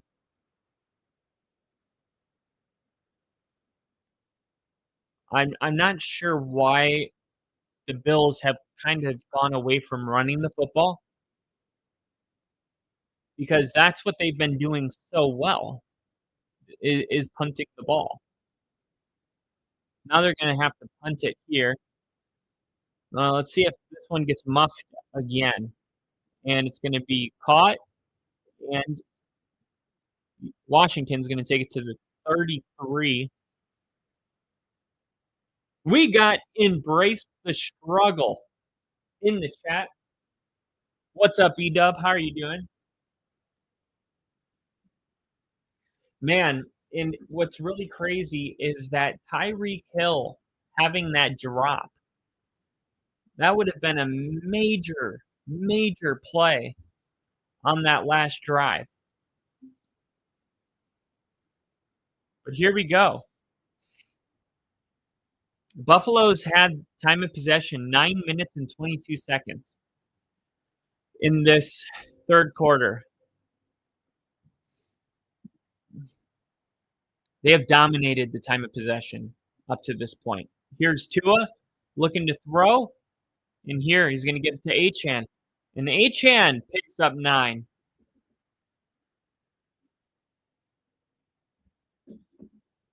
Should have enough for – no, it's going to be a yard short.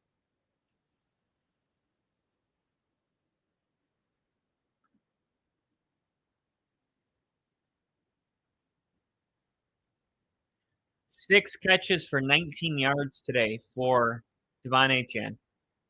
2nd and 1. I think they're gonna give him the ball. Look like Tua's changing the play on the line. I think they'll be running it to the left instead of the right now.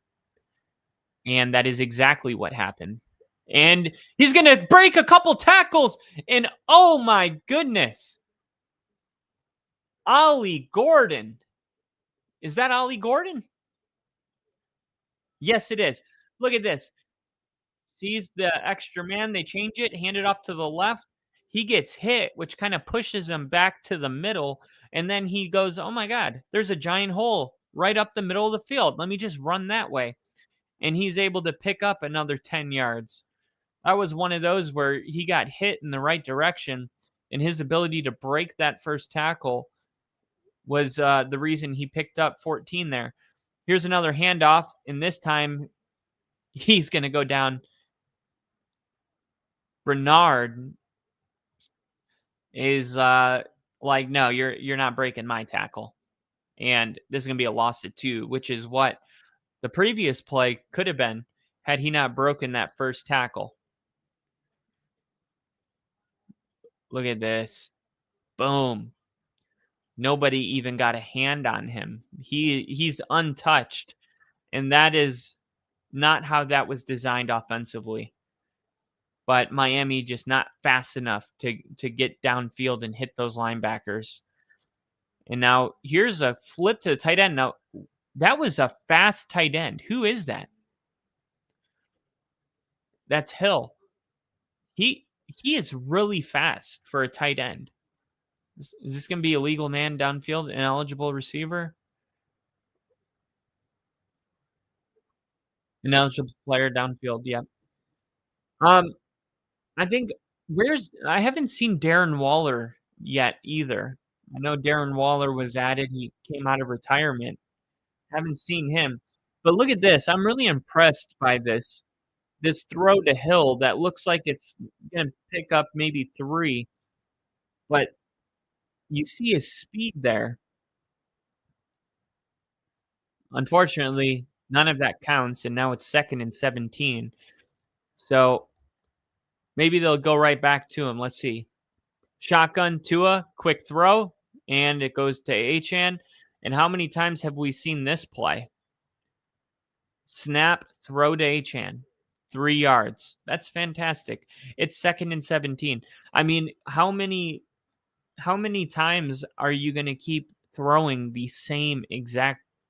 I mean, if you're Buffalo's defense, it's just like, okay, let's just play their checkdowns. And that's what they've been doing for a while, and Miami hasn't been able to actually throw the ball downfield. That's the end of the 3rd quarter. We go into the 4th quarter. Miami with the ball, a big 3rd down coming up, only down 1 score. And Edub, what a game so far. And I got to agree with you. It has been a good game. Football is back. I think we're all just still stoked about that. Football being back in America. I mean, that's what we live for. Part of what we live for, but it's a big part of it.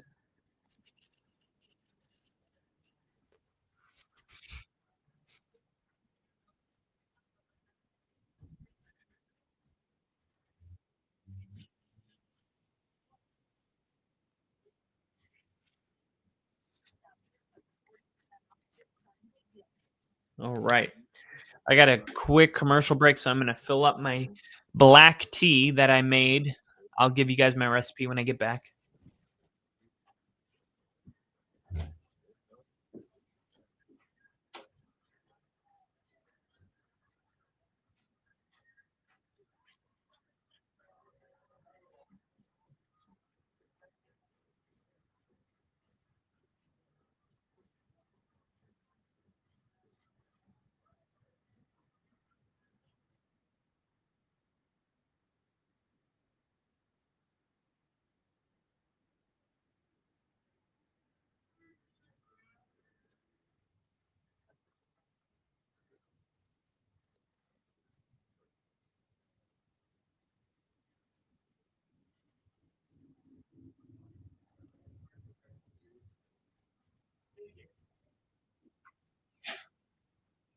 All right.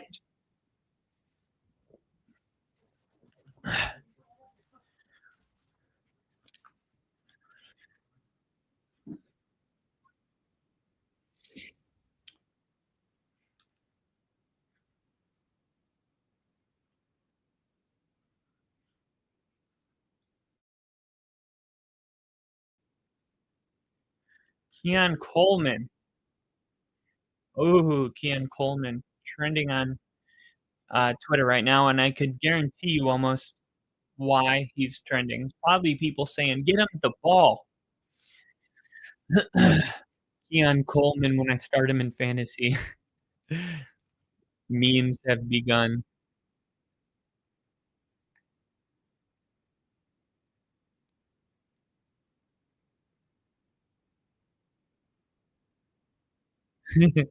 Keon Coleman. Where's Keon Coleman? Keon Coleman. Here we go. A lateral here to Achane. Wow. And they're gonna go for it on 4th down here.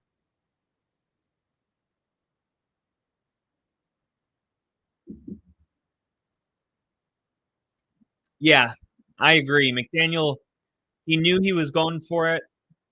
He knew this is 4 down territory. He called that last play knowing it would set up this play, and I wouldn't be surprised if Buffalo calls a timeout here. And here we go. Tyreek Hill in motion, and Tua finds Jalen Waddle, 1st down, open. And Waddle takes it almost into the red zone.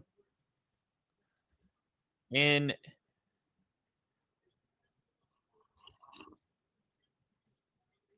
look at that. That's a good ball right there by Tua. Great ball placement. He's able to stand in the pocket. No reason to bail out and run away. Just stand there, deliver a good ball. You can see the field a lot better when you're not running backwards. Tua just got to 100 passing yards here. And now he's going to hand it off. And this looks like Achane all the way inside the 10-yard line. He's got 9 carries for 56 yards. Look at this run.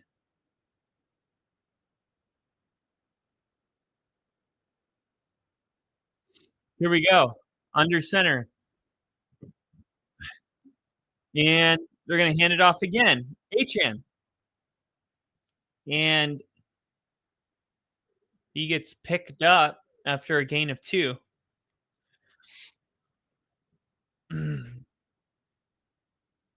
This is an 8-play, 62-yard drive, and it's eaten up over 5 minutes of clock. 2nd and goal. Miami, they've already gone for it. They weren't in field goal range when they went for it, so I think they would kick the field goal. I don't know. We'll see. Tua. Ball finally gets snapped and then thrown off his back foot. Touchdown, Tyreek Hill. No flags down, and Tyreek Hill does a cartwheel into a backflip.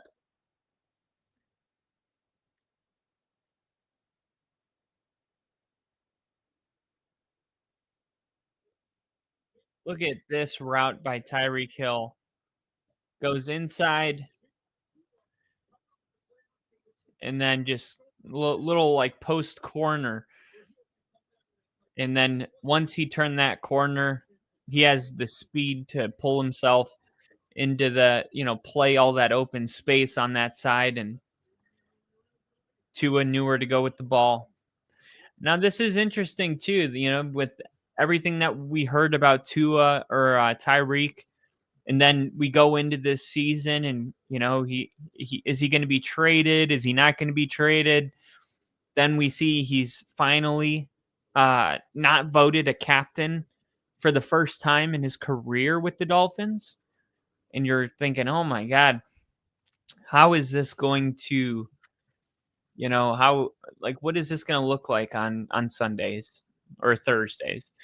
But really, I feel like Tyreek's just out there playing football. Yeah, I don't see anything, that if we didn't know all this about Tua or in Tyreek and McDaniels or whoever his issues are with, if we didn't already know about it, I don't think we would. It wouldn't be obvious.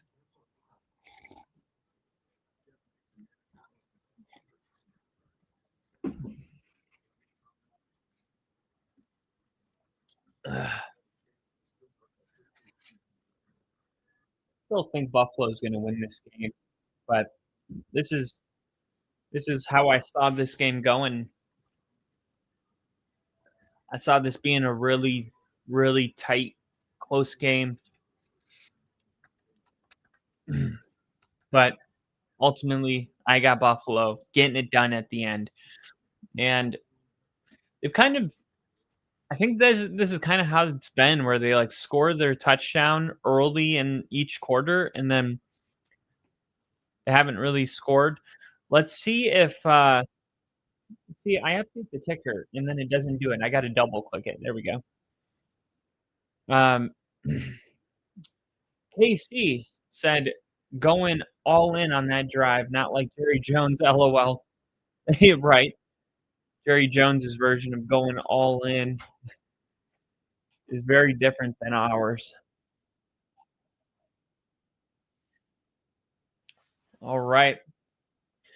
Tua, 18 for 27, 105 yards. It's funny, like Miami's offense is not, it's just like, how did they have 21 points? The running backs got 56 yards on the ground on a bunch of carries. Tua just went over 100 yards, and yet they got 21 points here. It's pretty miraculous.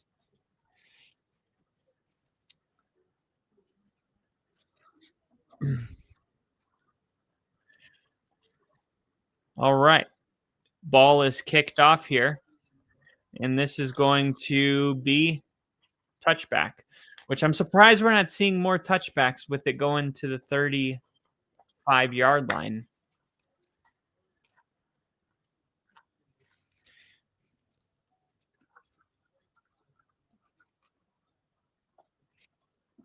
Or does a touchback go to the 25? I think that's what it is. If they move the touchback to the 25-yard line, then I could take it out. But the average starting field position's the 29-yard line on returns. So I said last year they're going to have to make a touchback to 25 if they want more returns. But I thought they made it to 35. And I'm like, oh, Cook starting with the run. Oh, man, he had one more man to beat.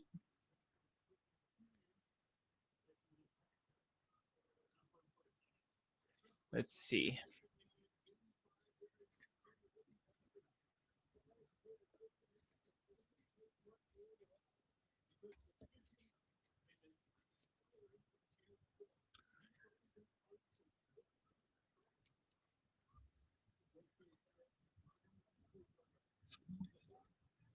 "35-yard line." Yeah. So why would anyone take it out? You know what I mean?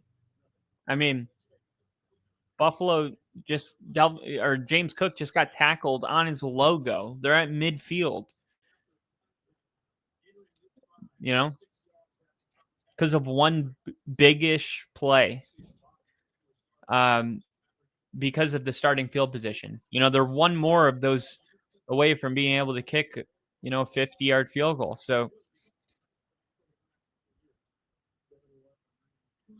I just don't see why people take it out at all. And then here is Cook again.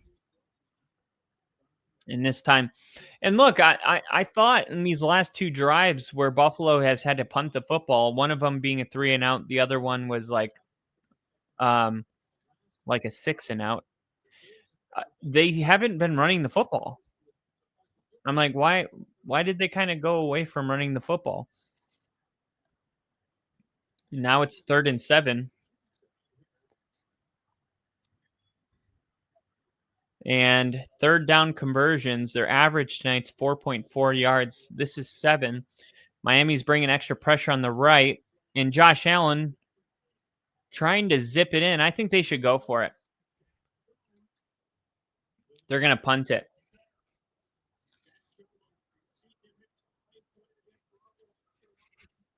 Look at this, Jack Jones. Ooh, was he a little early there? I think he's a little early. I think he's a little early. Josh Allen thinks it too. No, honestly, he was. He was a little early.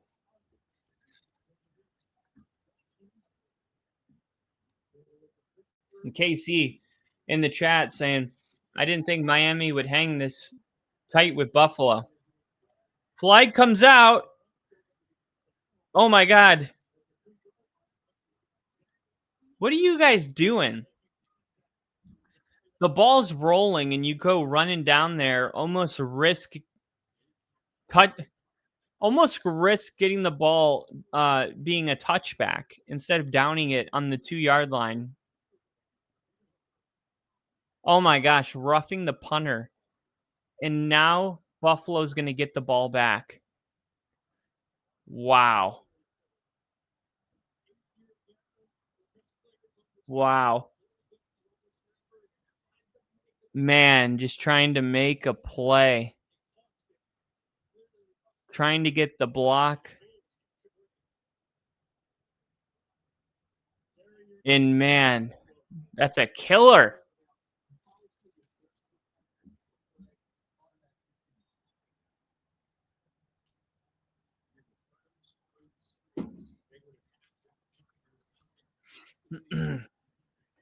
Man, now you're asking Miami's defense to go do it again.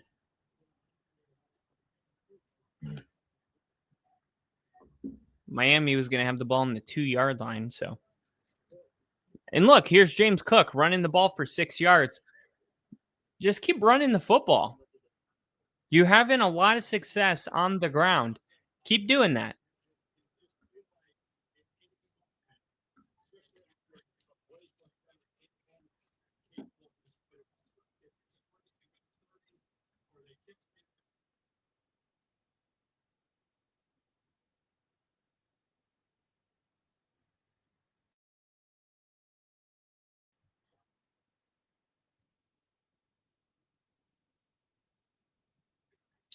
All right, they're going to pitch it here with Cook, and Cook able to stumble forward for a gain of 2.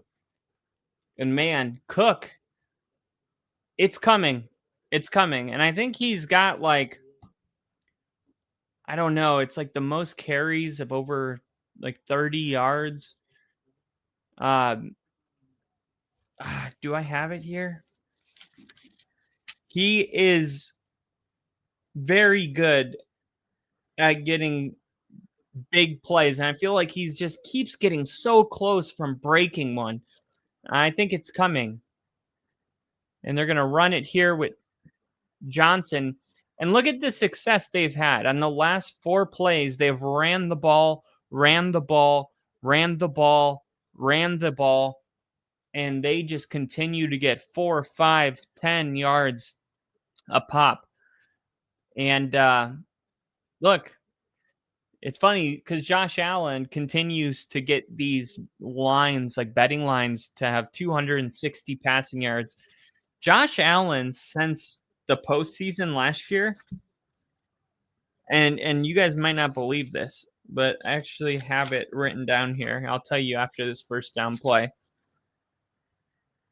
Here we go. Allen, quick throw.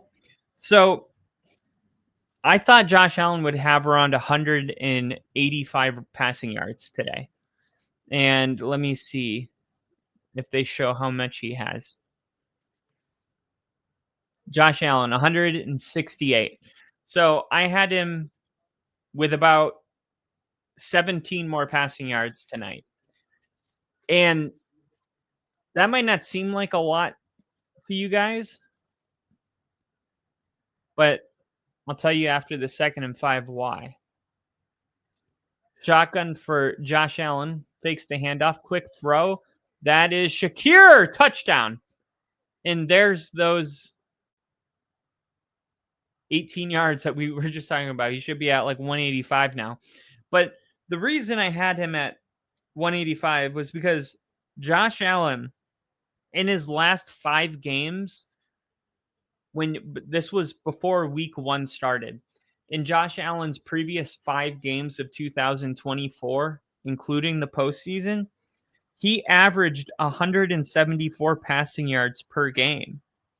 So this is just the way they've been able to go out and win football games, to run the football and do it effectively. And then when Josh Allen needs to, he makes a pass here or there.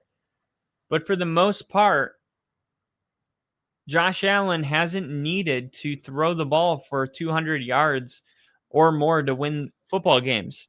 That is just not the identity of this team. I think a lot of people are still caught up on the old Buffalo Bills where Josh Allen needed 400, 500 passing yards to win football games. But now they're dominating the running game, dominating time of possession. And this is the thing, like when Josh Allen was throwing for 500 passing yards, it's not like they were a better football team.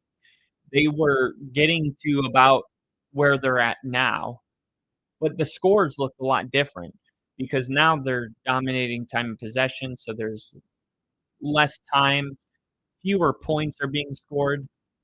But ultimately, like, you still see Buffalo's defenses giving up the same amount of touchdowns per drive. There's just fewer drives for the other team because Buffalo's taken so much clock.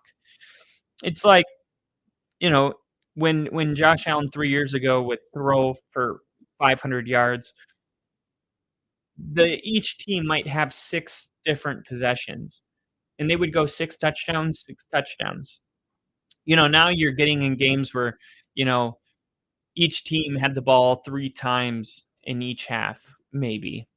And I know that still equals 6 and 6, but maybe when they had these shootouts, maybe it was more like 8 to 10 possessions instead of 6.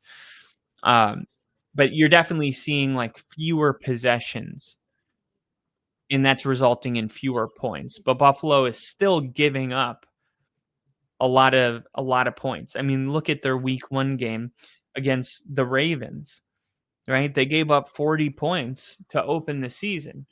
The Dolphins have had no success offensively against the Colts, and they had no success last week. And yet Buffalo has already given up 3 touchdowns to this team. Tua just went over 100 passing yards. So the Dolphins aren't even having like a ton of success. And hold on, we're hearing something about Tyreek Hill and criminal domestic violence.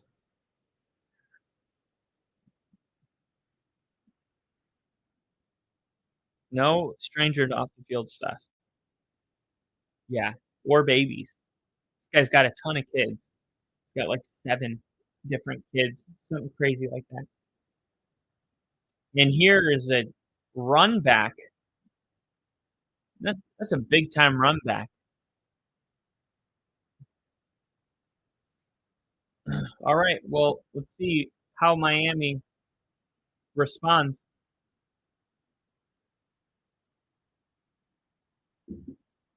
No, this defense is beatable.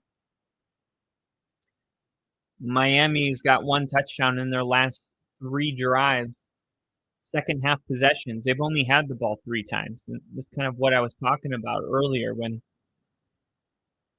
I mentioned few possessions. So you really got to make the most of each possession.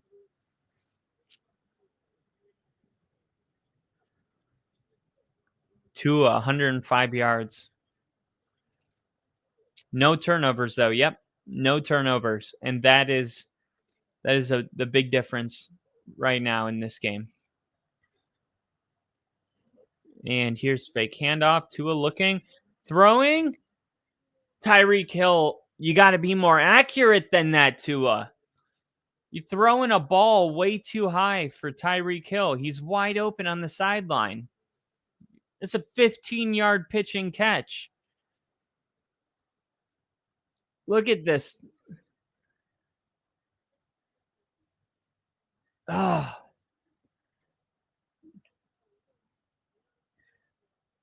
I don't care what you say. That's got to be a better thrown football. I'm not saying that's an easy pass, but it's one you got to have in this type of a game. And now here's Jalen Waddle with an out route. He catches the ball, first down. 6.5 minutes to go in the game.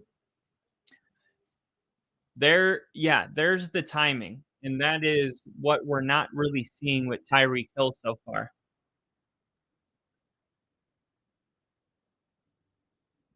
When two is in rhythm. That's what we've come to known with this Dolphins offense is the pitch and catch, getting the ball out of his hands quick, anticipating the route, all of that. Haven't really seen it this year. Here's a handoff to Achane. He's going to gain 2. 5 minutes, 54 seconds to go. And the clock starting to run. 5:50 and going down.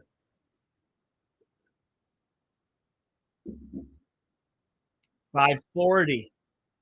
And they're going to huddle up here. Dolphins had a really hard time last week late in the game, breaking the huddle and getting the ball snapped without getting delay of game penalties. That had to be a point of emphasis this week. And now here's the clock down to 4, and now it gets snapped at 3. Tua looking, has to check it down, and that is the same tight end. Julian Hill. Like, I like this guy, man. This Julian Hill guy, if I'm McDaniels, I'm trying to figure out how to get him more involved.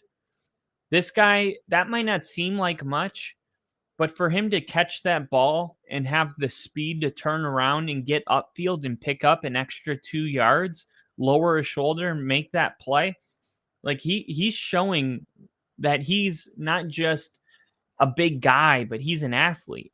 He's a football player. You know, they say not all athletes are football players. You can have these insane numbers at the combine, but when you actually put the pads on, you don't move well in the uniform. Some people are just raw football players. You know, some people like Jerry Rice, didn't run a great 40-yard dash time, but when he's on the field, none of that matters because he's just a great football player. And that was one thing Sean said right when he got to Denver. He got rid of Jerry Jeudy and some other guys, and he was like, not every insane athlete is a good football player. We're not interested in athletes. We're interested in football players. I didn't know what he meant for a while, but here's 3rd and 4, and they're going to get it. First down, Jalen Waddle, who's kind of been his go-to receiver in these must-convert situations. But this guy Hill, I believe that's him right there, 84. This guy is a football player, and I want to know more about him.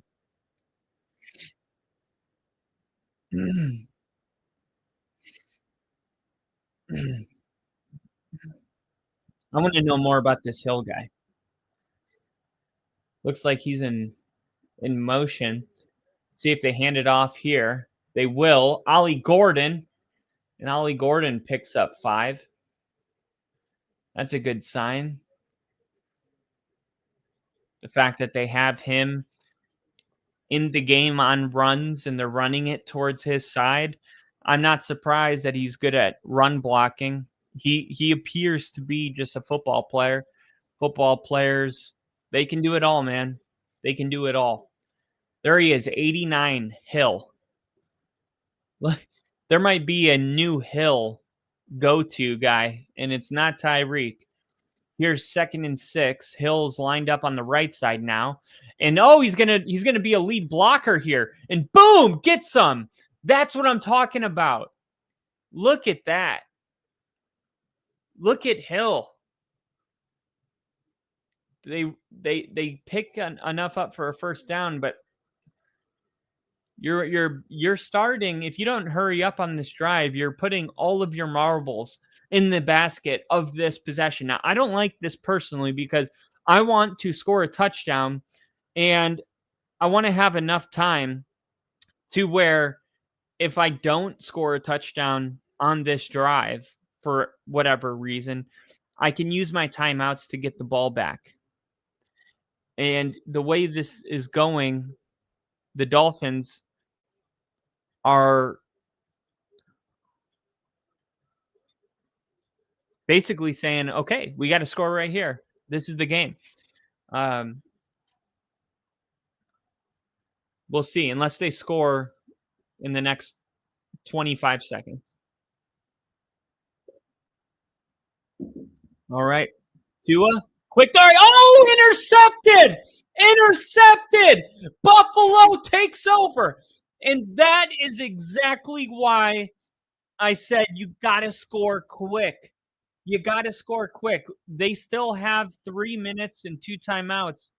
But thank God, if you're a Dolphins fan, this interception didn't happen with a minute left in the game, because this is the exact scenario you got to be thinking about as a head coach. What if we don't score on this drive? All right? Are we unnecessarily putting all of our eggs in this one drive? You know, when we can maybe have one more opportunity if we play a little bit faster. But right there, Tyreek, man, that or Tua, that is the difference in this game. That throw right there. I mean, it's 3rd and 1. Why why are you throwing a ball that's even remotely turnover worthy with 3 minutes left when you're down 1 touchdown in the red zone on 3rd and 1? I mean, that's just like no, no, no, no, no. Right? I don't understand that at all. And the way you're going to beat Buffalo was by winning the turnover battle, right? And Buffalo has been insanely good at winning the turnover battle. Okay? Like they have an 11 game win streak at home, including the playoffs. Okay? Now they've outscored Miami 198 points by 198 points in the last 14 meetings. They've won 13 of their last 14 games, including 6 in a row. But the stat I really wanted to share with you had to do with the turnovers, okay? Because that's what this game's coming down to. And every game comes down to it. Let's see if I can find it here. 4th lowest pressure, 20. Okay, 24 straight games with negative turnover differential. Longest streak in the NFL history. So that I 24 straight games with a negative turnover differential. Negative turnover is good, right? I'm trying to. So that means they turned it over twice. We only turned it over once.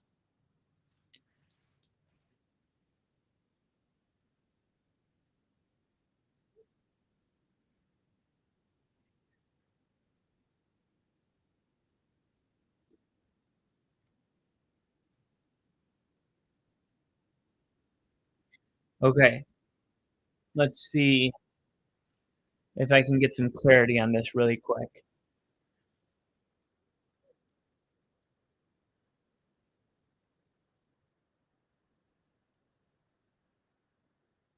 +3. Yeah, isn't negative turnover bad? Then doesn't that mean you turn the ball over more than your opponent?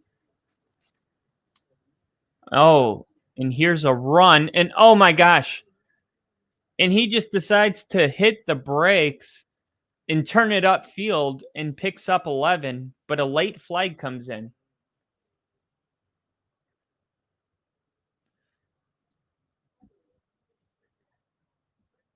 And we got embrace the struggle. Holy cow. Holy cow is right. Look at this, man. Holding by Kincaid. We talked about him earlier, how Buffalo couldn't have him on the field more until he became a better run blocker because he's a liability.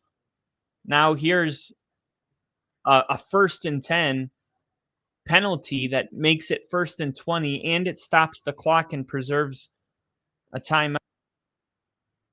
And now probably going to run it again. And this is going to be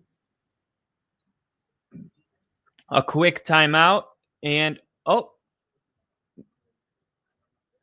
Miami uses a timeout. I thought that might have been a bad timeout because Buffalo was signaling, and usually that means somebody's hurt. Now, Miami's next 4 games, very winnable games, right? At least 3 of them. Panthers, Jets, and Browns.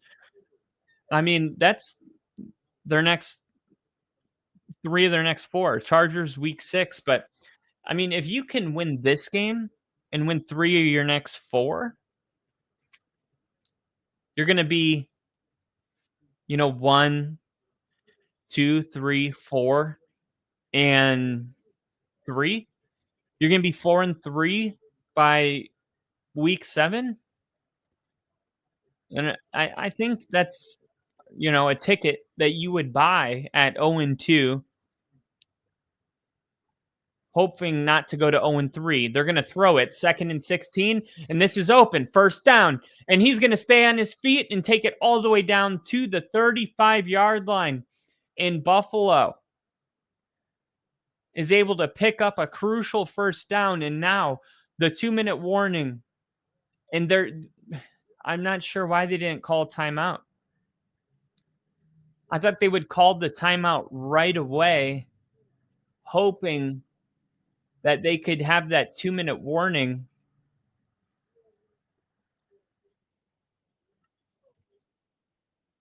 Now that 2-minute warning is going to be used before 1st down, so it doesn't even get you a down.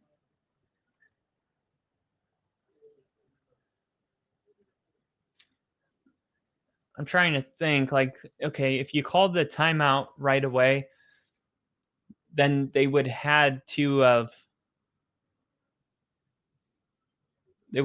run a play on 1st down. The 2-minute warning would have stopped the clock. Nah, it seems like either way, you're kind of in the same scenario, where now they're going to run a play and Miami's going to call a timeout instead of. No, that is the difference. So if Buffalo runs a play right now, and let's say the play costs 5 seconds worth of time, it's a handoff, and the play takes 5 seconds. You're calling the timeout at 1:54, right? So that would be a 6-second save if McDaniels called the timeout immediately. Because if you called the timeout immediately at 1:30, timeout, now on 1st down, they hand it off. The play takes 6 seconds, like we said. So the guy gets tackled at 1 minute, 24 seconds, and the clock rolls all the way down. But at 2 minutes, the clock stops. So on that scenario, the clock stops at 2 minutes, and it's 2nd down. And the way McDaniels is doing it, it'll be 1 minute, 54 seconds, and he's going to call a timeout. So you do lose 5, 6 seconds by not calling a timeout immediately. Which, I mean, at this point, every second counts, because let's just figure that out really quick. So had it been 2nd down with 2 minutes, they would have ran the ball again. Then it would have been 3rd down with 1:20. They would have ran it again. That would have left about 20 seconds left on the clock. The way they're doing it, they're going to have geez, maybe 10 seconds left. The difference between having 10 seconds left and having like 25 seconds left could have been Miami not calling that timeout immediately. It doesn't seem like much, but 10 seconds to 20 seconds is a big difference.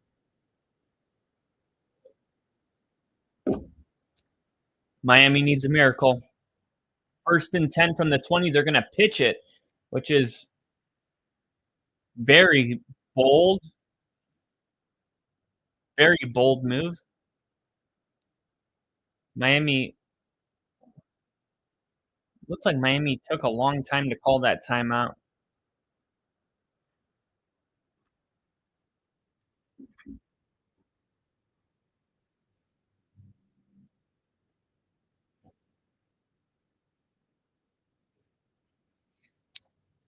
They're already talking about Miami like the game's over. Like, yeah, they showed a lot tonight. Showed a lot of heart. 156. So Miami wasted 4 seconds by not calling the timeout on the front end. We now know how much time that decision cost them. 4 seconds. It's a lot.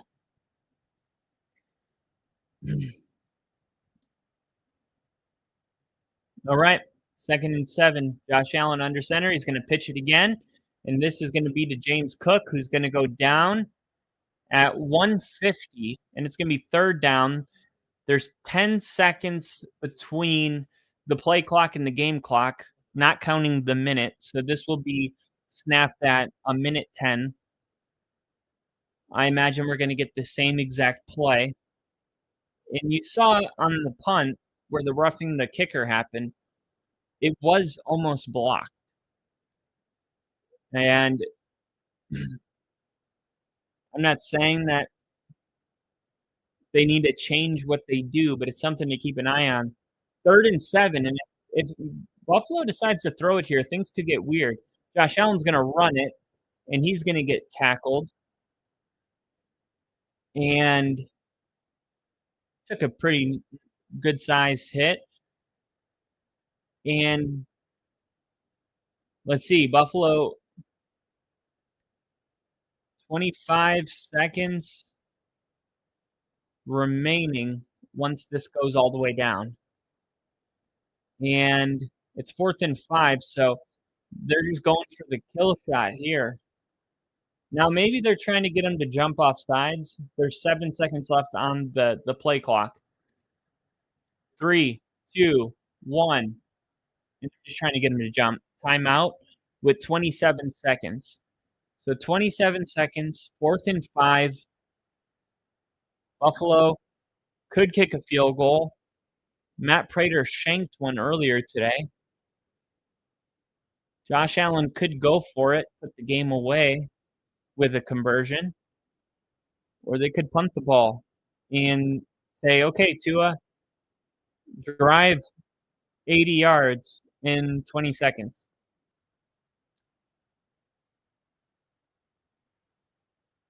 You got to think that having Tyreek Hill definitely is probably like the only thing that would keep Buffalo from saying, let's just pin. And you're going to get a field goal here, a 48-yard field goal. Why not? I mean, Prater's good for this. This would completely wrap it up here. And this is good.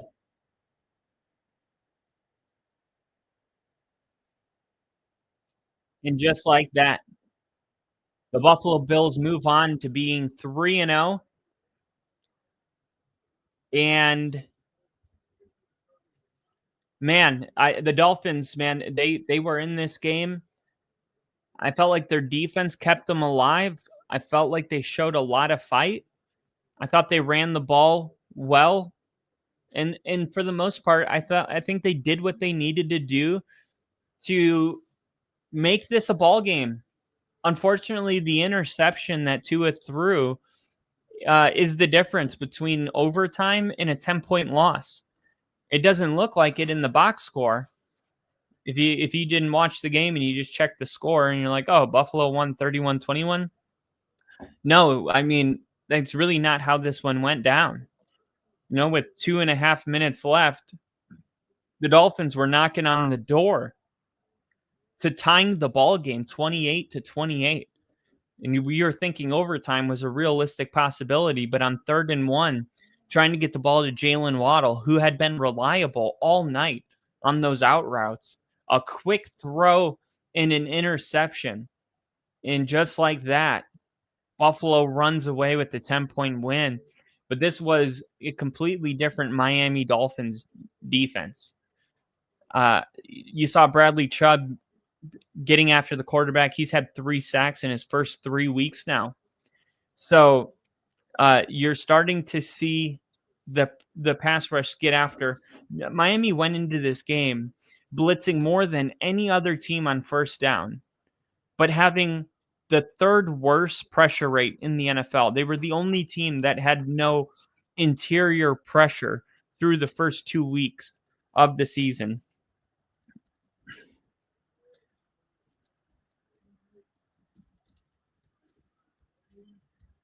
So, good.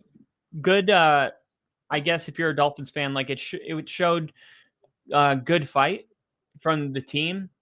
Josh Allen delivered an elite performance. This is just something that we've come used to seeing out of Josh Allen. I believe he had 4 passing touchdowns. Let me see the box score. I think he only had 4 interceptions. 4 incompletions. I mean, we're talking 4 touchdowns to 4 incompletions.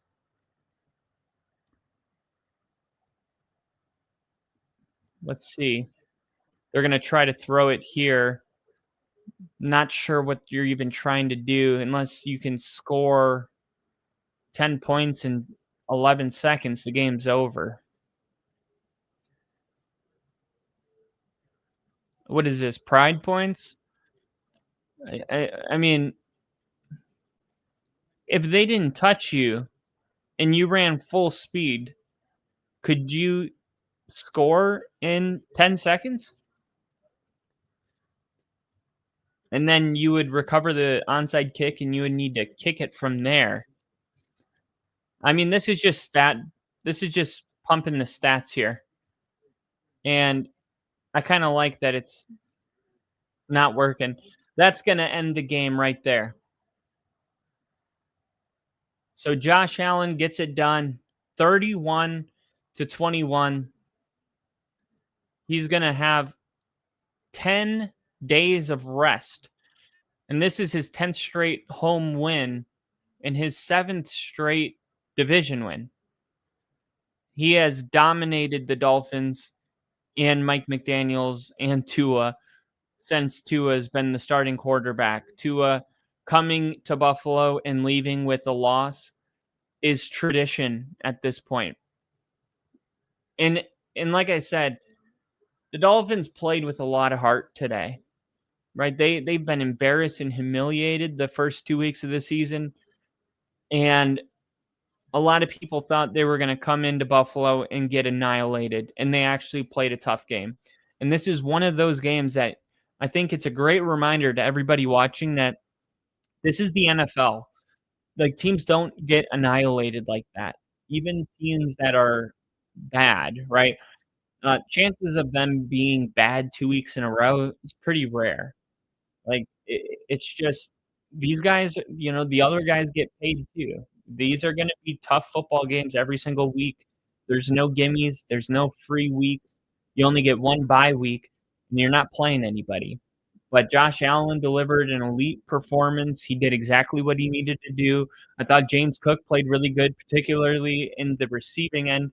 He was a focal point in the offense, as he always is. Exceeded 11.5 receiving yards per catch.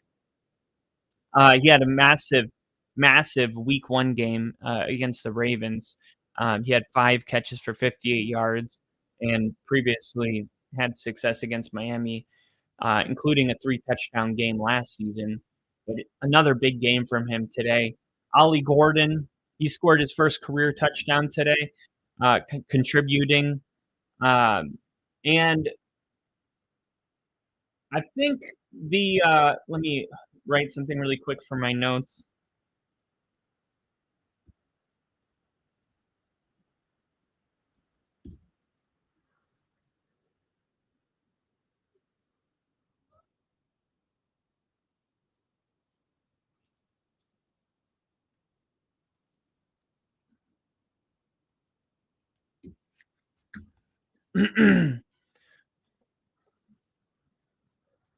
All right, let me pull up the box score here really quick.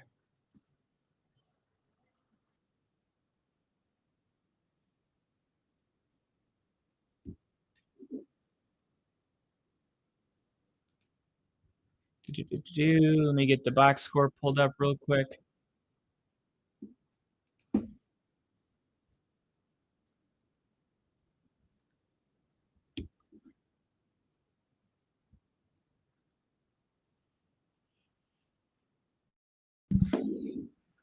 All right, got it. And while we're at it, let's talk about this game a little bit because Miami's defense, they have like they have been a major reason, allowing 33 points in back-to-back weeks to open the season.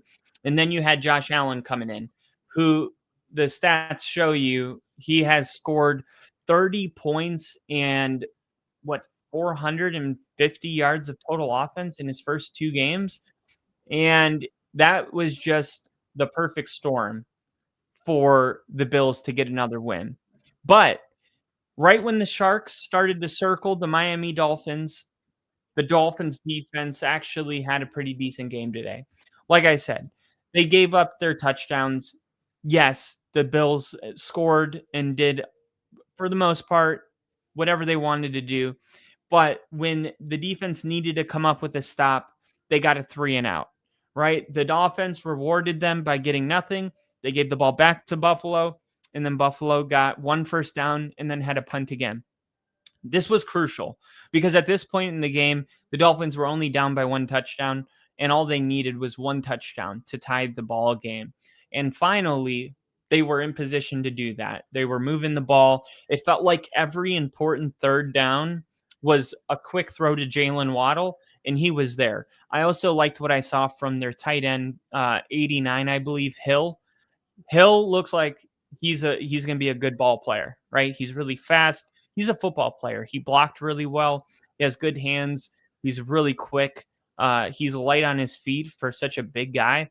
He's somebody that I'm watching on tape thinking we need to get him more involved. But the Dolphins offense for a large portion of this game, it just seems kind of stale. And I know that they probably came into this game with a game plan of let's not try to be too cute. Let's just run the football, try to control time of possession as much as we can and keep the ball out of, the number 17 on the other side and see if we can win the game that way. But even with the context of that game plan, Miami's offense still seems kind of bleak. I mean, how many times do we see Tua snap the ball, kind of look around, and then he's running backwards, and then he's running to the left side, and then he throws like an inaccurate ball at the feet out of bounds somewhere? Or the ball gets snapped right away, and he kind of looks like real quick, two progressions, and then just throws the ball to Achan. Like it seemed like, oh my God, how many times is this guy going to throw the ball to Achan for a 2-yard gain? It reminded me of the season with Russell Wilson and Nathaniel Hackett. It seemed like every play was a throw, a 2-yard gain to the running back. Even when it was 2nd and 20, you're still throwing a 2-yard gain to the running back. It's very frustrating when you can't push the ball down the field. And the only times the ball got pushed down the field from Miami, it felt like it was like it took a miracle for it to happen. Like the third down conversion that led to the touchdown to end the first half. And that's why we went into halftime at 14-14. That third down, like that was the first conversion. They ended up converting, I think, 5 third downs on that drive to close out the first half. But none of that would have even happened had there not been the first third down conversion, and it took a miracle. I mean, Tyreek Hill was rolling out, running backwards, and he ran to his left, and he, like, threw it across his body, and somehow it kind of, like, went through, the linebacker, the corner, and Tyreek Hill was able to catch it. But when you watch that play happen, you're thinking to yourself, not like, "Oh, finally, they're throwing the ball downfield." You're thinking, I don't know if that's something they're gonna be able to replicate, right? That it seemed like their big plays downfield, I guess I'm trying to say, they felt like they weren't repeatable, that they were just, like, one-offers, and I'm wondering why that's the case this year with the Miami Dolphins, because they were a team that was able to put up big numbers offensively in the past, and we're just not seeing it this year. I mean, we didn't even see Tua get into past 100 yards passing to the fourth quarter, and that was on his final drive, I believe, not including the very, very last one that counted for nothing. But like, how does that happen? Like, to an offense, how does an offense go from being like one of the hottest offenses in the NFL to whatever they are right now? The Bills quarterback on the other side accounted for 45 touchdowns against Miami in 15 meetings, his most against any opponent. So every time Josh Allen plays the Dolphins, he has a field day. Buffalo, they are now 3-0 after beating the Jets last Sunday before the incredible comeback to the Ravens. But I think we should put this in context as well when it comes to the Buffalo. Like, we look at records at this point in the season and we get way too comfortable with thinking we know what a team is. Now, I think it's important to keep in mind that Buffalo had a miraculous comeback in that Ravens game with just a little over 2 minutes left. It was 16-32, something like that. 31-16. I can't remember, but the Bills ended up winning that game, right? Last week, they played the Jets, which the Jets are a struggling team, right? First year head coach, whatever. Tonight, the Bills played a struggling Dolphins team. And maybe if they don't throw that interception on 3rd and 1, maybe it is 28-28. We go into overtime and anything can happen. And had Miami been able to come away from this game with a win, we would be talking about a team that could very easily be 1-2. But we're not. We're talking about a team that's 3-0. Just like Denver's leverage penalty has made them, like, not even remotely attractive to pick against the Chargers. And everyone's like, the Chargers are 2-0. And it's like, all right, if that leverage penalty doesn't get called, Denver's 2-0. So we can't really get too caught up in records at this point in the season. I will say the Bills look like they did last year. They look like a very balanced team. And I made a point to mention, for especially people that continue to bet and get pulled into these lines, right? I will continue taking the under on Josh Allen's passing yards because this is a trend that goes back to last season. In the last 5 games of the 2024 season, including the playoffs, okay, Josh Allen threw 165 yards per game. Think about that, okay? I have it actually written down here. 174 passing yards his last 5 games. Josh Allen, 174 average. That's his average passing yards, 174 in his last 5 games in the 2024 NFL season. So this is the new normal with Josh Allen, okay? This is a team that's going to run the football, and Josh Allen is going to throw a lot of checkdowns. He's going to throw it to his Dalton Kincaid, but even like Keon Coleman, who's the number 1 receiver, right? Amazon decided to interview him before the game with James Cook. It's like those are the 2 biggest names on the offense. Where was Keon Coleman tonight? Like, did anybody see Keon Coleman? I saw him, I think, on the first play of the game, and I don't remember him since. So, like, this is just the way the Bills are. I don't see them being a team that's much different than they were last year. Now, we really have to look at them and say what's keeping them from winning a Super Bowl, and it's their defense. I mentioned they play nickel and dime. A majority of the time, there's either 5 or 6 defensive backs on the field, and they still struggled massively last year. And a big reason that they did that was that they played nickel 89% on first and second down. So they got 5 defensive backs on the field last year, 89% of the time on first and second down, but they don't have good corners, right? They had Tre'Davious White, who made a couple of big plays today, but Cole Bishop never really panned out. They drafted Maxwell Harrison in the first round. They end up drafting 5 straight defensive players in the draft. Walker Sanders out of South Carolina, Landon Jackson.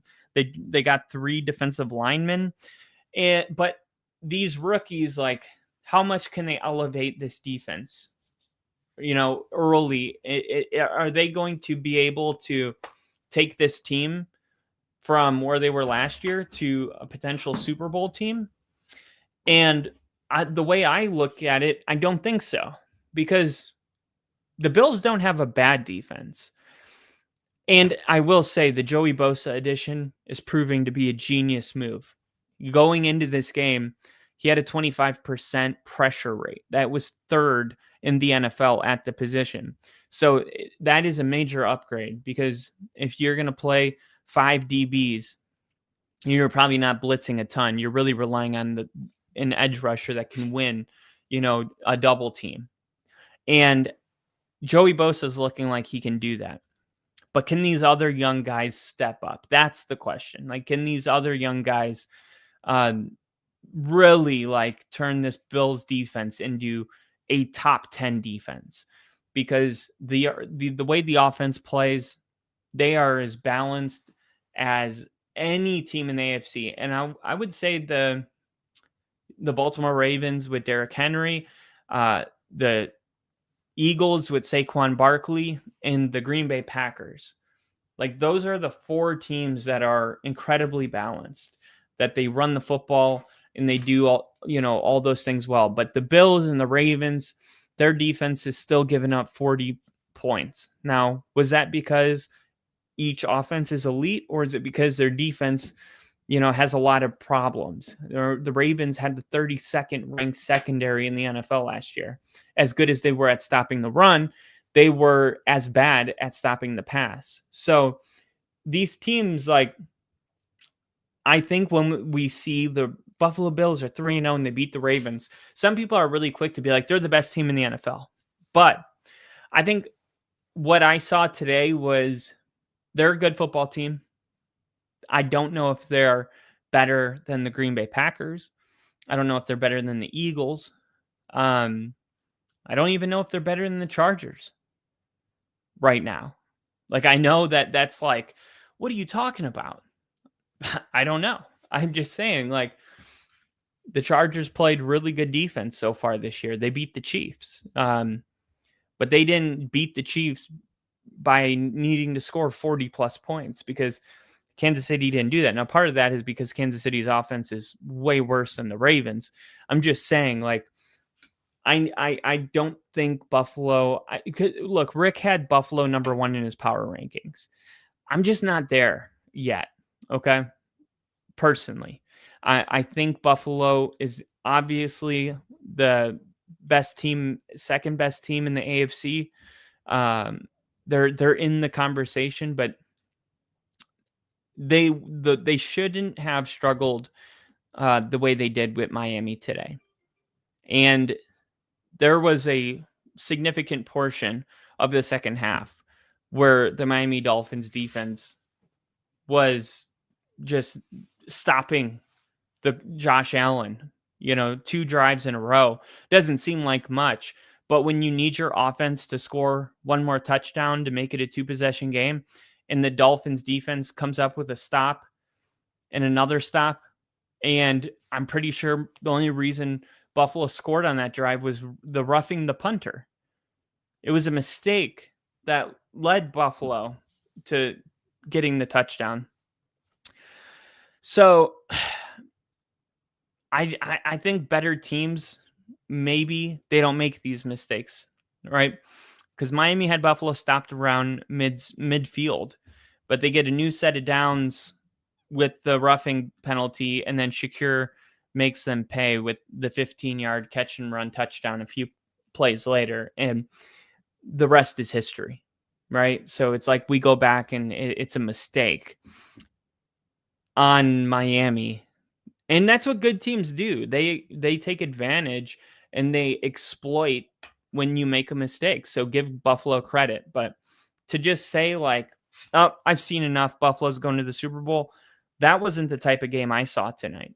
And I think Miami's on the right path. But this is what's the most dangerous, I think, is when you're an 0-2 team and you, as a head coach, you're telling your guys, you're like, okay, guys, we gotta just forget about everything. Like, we're an underdog. We got to go out there and we got to punch them in the mouth, right? This team has beaten us 6 straight times. You know, Tua's lost 12, or the Bills have won 12 of their last 13, or no, 16 of their last 17. It's like you get your team pumped up and ready for this game, and you go out there and you play like this, and it's a close game, and then you lose. It's like, oh, sometimes you don't recover from these. Like, these are the type of losses that sometimes end your entire season.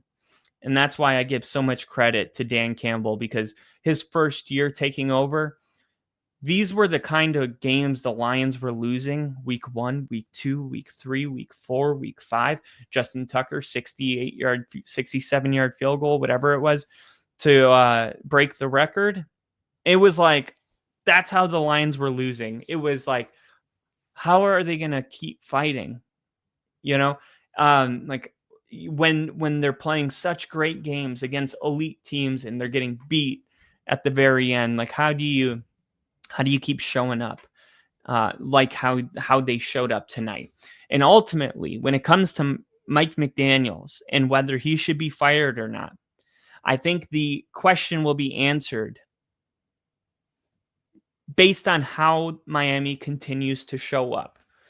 Miami showed up in a way today that makes me say maybe we don't need to fire Mike McDaniels, even though they didn't get the win, right? The fact that they looked a lot better, that they didn't have a bunch of delay of game penalties, and that they went into Buffalo in a hostile environment to a team that's won, the last 10 in a row at home, and they were a couple, 12 yards away from 28-28 with 2 minutes left in the game. Don't look at the final score. Look at the way the game really was. I mean, the way they showed up. Okay. But now you got to go into your locker room and you got to tell your guys, like, hey, it's not in vain, right? There's a long season, right? That's 3 games, right? We got very, very winnable games coming up, right? Then 3 of our next 4 games are against teams that are 0-2 or 1-1, and the schedule looks very easy. They have one tough game. I think it's the Ravens or one of those type of teams, but the other ones is like the Titans, the Browns, the Saints, I believe. These are like very winnable games, and all of a sudden, boom, the Dolphins are 3-3. And then they get to play that one difficult game, and not only would they have a winning record, but it would be like, okay, the Dolphins are back because now they've beaten a really good team and they have a winning record. So that will be the ultimate, like, whether Mike McDaniels gets fired or not. I think it has less to do with the team winning or losing, and it has everything to do with how the team shows up and how they lose, if they lose, or how they win, if they win. Because this is the point where you can lose the locker room and everybody. I mean, Vic Fangio left Miami, and when he got to Philly, he was like, I couldn't get the players to buy in. Like, the city is there's too much going on. Like the nightclub, I lived in Miami for 8 years. I know how distracting it can be, especially for young kids in their 20s that are like, here's millions of dollars, here's $100 million. But don't forget, I need you to show up to work and, not party too hard.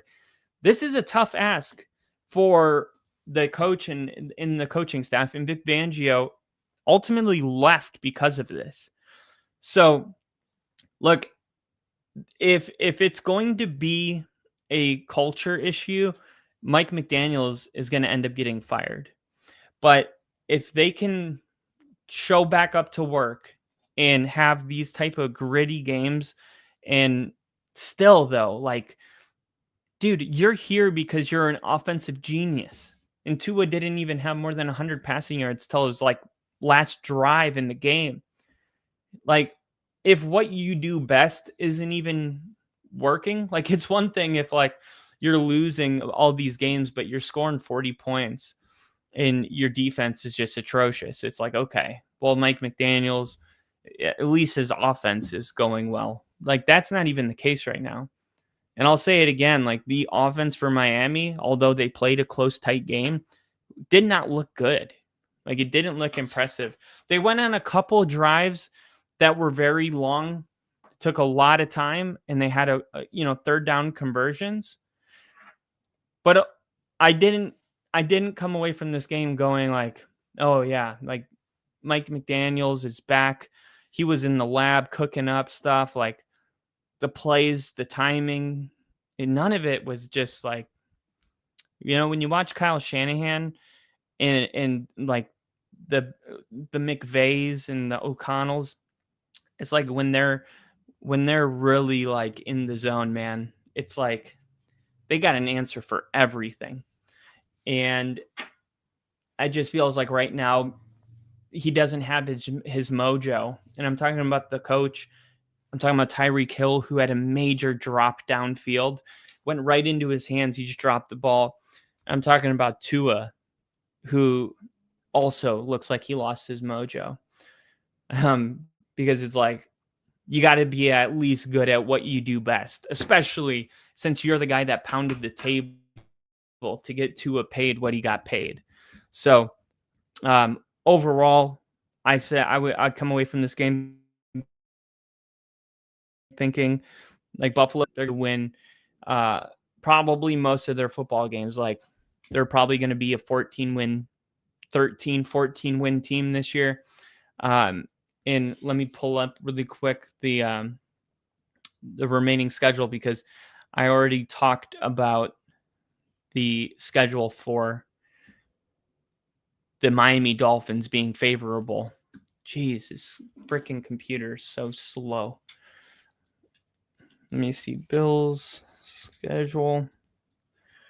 Let's go. Hurry up. God, why are you so laggy? All right. So, yeah. Okay, their next game, Saints, Patriots, Falcons, Panthers, Chiefs, Dolphins. So in their next 6 games, they have the Patriots, the Saints, the Panthers, the Dolphins again. And then they have the Falcons and the Chiefs. So, like, they're already, 3-0? So, like, worst case scenario, they're going to be 9-2. Worst case scenario, 9-2. If they lose to the Falcons. I think they're better than the Chiefs, and I do think they can beat the Falcons. So, like, we're probably looking at 10-1, but most likely we're looking at 11-0. And the other team that is kind of in the, I guess, the NFC version of the Bills, a team that looks like they're going to start stacking wins. The Packers play the Browns, the Cowboys, the Bengals, the Cardinals, the Panthers. They do have the Steelers, but 1, 2, 3, 4, 5, 6. They have like one tough game in their next 6, and they're already 3-0. And we haven't even gotten into the Bears games yet. So the Packers go Browns, Cowboys, Bengals, Cardinals, Steelers, Panthers. Then they have the Eagles, but then the Giants, the Vikings, the Lions again, who they dismantled, and then the Bears, the Broncos. That's going to be a tough game in Denver. And then the Bears again, though. Like, the Packers are looking like a 14-3 football team. And I would say the Bills are the same, if not better. So that's kind of where I'm at, through 3 weeks of the season, is that there's a couple teams that we already know, like, oh, I've seen this movie before. You're running the same offense you ran last year. You got the same personnel. The defense looks very similar. You're still passing it 25% of the time from bunch formation. Nobody else does that. You line up with all these extra linemen and big bodies, and then Josh Allen decides to throw it. Like all of the calling cards from last year, Buffalo's doing it this year, which makes sense. Same play caller, same quarterback, same everything. And then Green Bay, like, same thing. So besides, they're much better. So on defense with Micah Parsons, and they added Matthew Golden. But yeah, like, we're at that point now, week 3, where we start to kind of know, like, for teams that aren't brand new, running new things, like, I still don't know who the Jets are, the Steelers. But for the teams that didn't change anything, and now we have 3 weeks of data, like, lock the Buffalo Bills and the Green Bay Packers, lock them as the number 1 seed in the AFC and in the NFC. I think I'm at that point. And it seems early to do it, but I looked at the Bills' schedule. I mean, it's not a difficult schedule in that division. It's just the Patriots, I thought they would be better than what they've been so far, and the Jets, like, they're going to struggle this year. And it's crazy because they look so good against the Steelers week 1, and then they played the Bills, and, like, damn, the NFL schedule makers, like, somebody needs to call Tom Grassi and figure out why the script writers were like, oh, a new quarterback with a new head coach. Yeah, let's start it off. Steelers, Bills. It's like, what did we do to you? Right? I mean, the only other team that had it like that was like Green Bay, going Detroit and then Washington. But now it's going to get easier. It's like, for the Jets, they got to go play Tampa Bay now. It's like, damn. So all in all, good division game. Probably exactly what you thought you were going to get, at least from my point of view. Now, let me go back really quick and pull up our prediction here and see what we said about this game before it started. Because me and Rick today actually, here we go. Me and Rick today obviously made our predictions on this one. Let me close out these windows. Maybe it'll run faster. There we go. All right. YouTube, your videos, and YouTube Creator Studio. Here we go. Live. And here we go. I want to watch it. There we go. And let me share it. Share screen. There we go. All right. Show me if the Broncos and Russell. For the week 3 predictions, the Yeah. way we think 3 week. Week 2 was weird.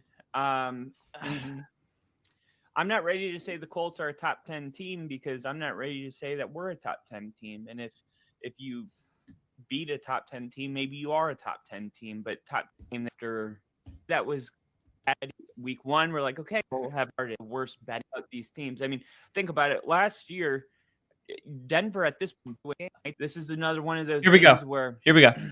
The Dolphins, they fit the bill to be a large underdog because they started 0-2.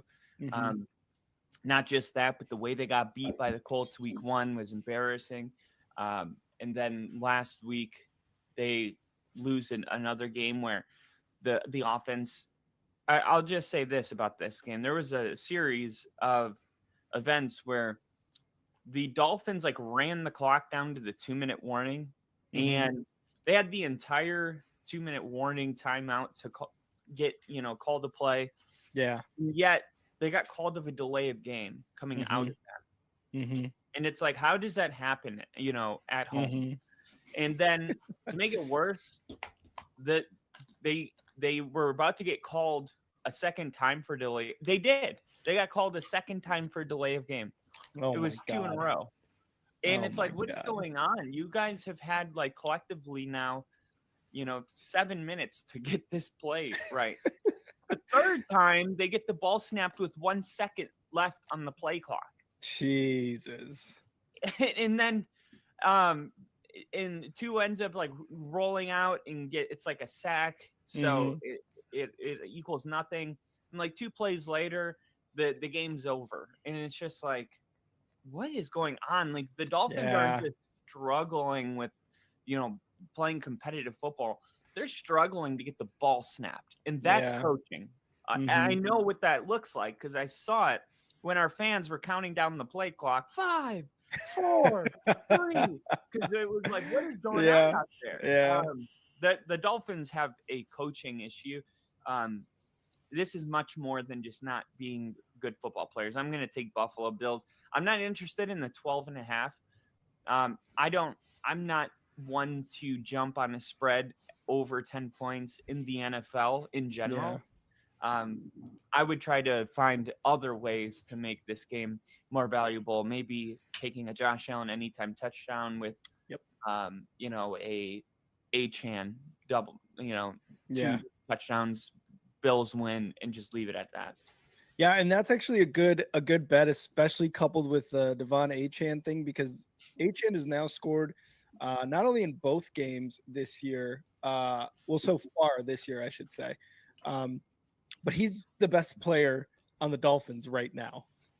You had mentioned the issues on snapping the ball with the Dolphins, and I believe, if I'm not mistaken, over the last couple days or so, post-game conferences, just media availability with the players, Tua and Mike McDaniel have both cited communication to be somewhat of an issue so far throughout the season. So the bad vibes continue in Miami, and I think they're going to continue in Buffalo because the Dolphins haven't beat the Bills in Buffalo in 9 years.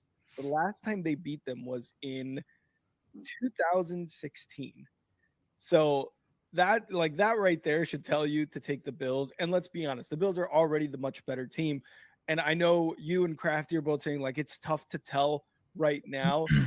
Right, like I'm totally confident in saying that the Bills are going to destroy the Dolphins in week 3, especially at home. As long as they're not having any issues, look for James Cook to have a touchdown in this one. He's had a rushing touchdown in 6 straight games and has 19 rushing touchdowns since the start of last year, which is leading the NFL.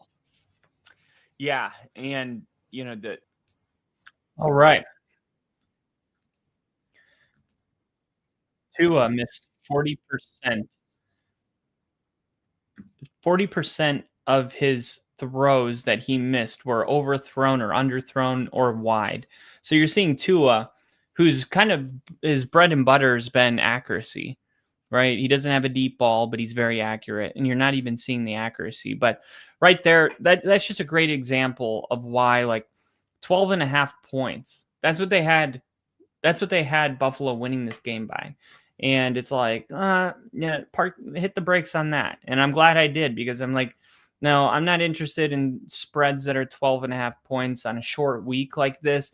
I thought that the Dolphins would come in and play a frisky game. I didn't expect them to even lose by the 10 points that they ended up losing by.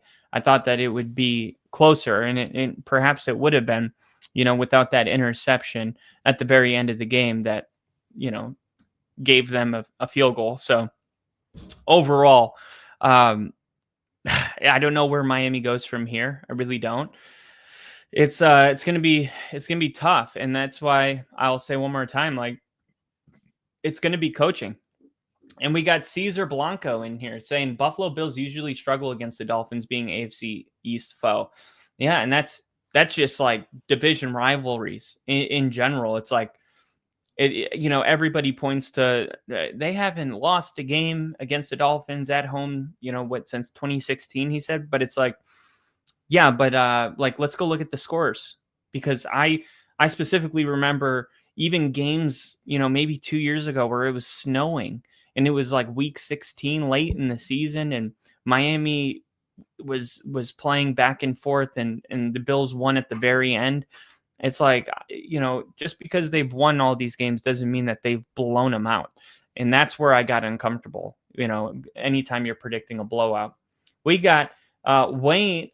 We got Ginger saying Tua's only traits, anticipation and accuracy. What's up, Caesar?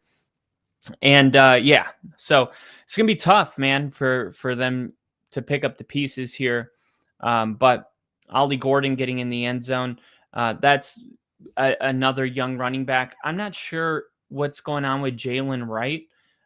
We haven't seen a ton of Jalen Wright, and that was another weapon. I mean, Jalen Wright ran like a 4.2 something. I mean, his 40-yard dash was absolutely insane. And Mike McDaniel said his hope that is Wright will be back sometime in September. And this was written by CBS August 28th.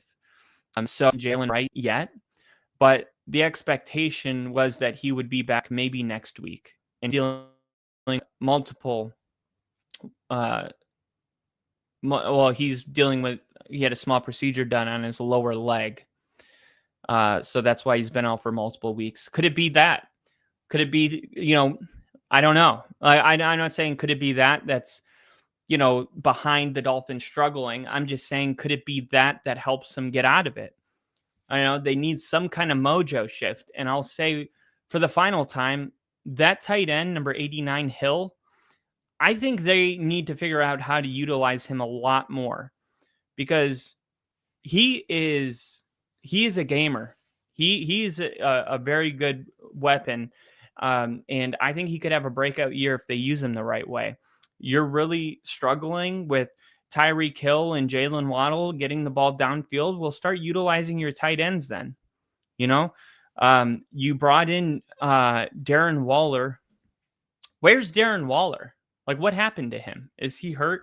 I mean, the guy comes out of retirement and he's hurt before he plays a game. I don't know. I haven't seen him, haven't heard of anything.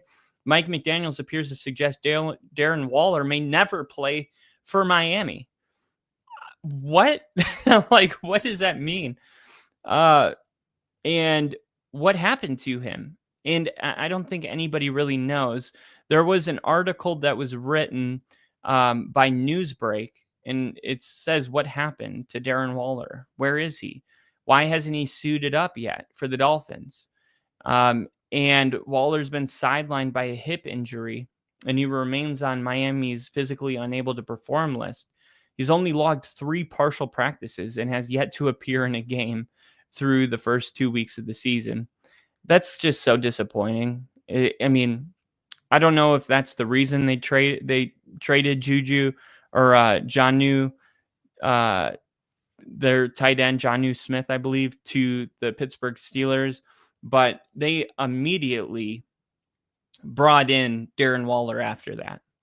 But with Waller sidelined, it's like, well, who's that guy going to be? And boom, you got this guy named Hill who is jumping off the TV, and they got to figure out, okay, let's get him more involved. Like, that's part of what great coaches do you're having a down season, it's like, okay, well, let's substitute some people. Let's just see like who's going to give us that pop. And then when you notice it, give them more playing time, right?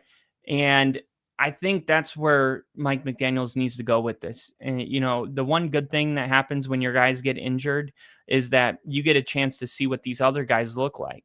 And when you get a chance to see them, don't be afraid to be like, hey, this guy that's, you know, making 10% of the money that this guy's making, he is giving us some juice on offense that this guy's not providing. I'm going to start him, because when you're 0-3 and your job's on the line, you really don't have the leash to not go with the hot hand. So I think Mike McDaniels is going to go back and watch some film, and I think Hill might be somebody that we see play a much bigger role next week. But no, Darren Waller, he continues to deal with the hip injury, and who knows? I just wouldn't count on him at all. I'm much more optimistic about what I saw from this new guy that I didn't even know going into the game. But Wayne said on-field R, touch, I guess, too.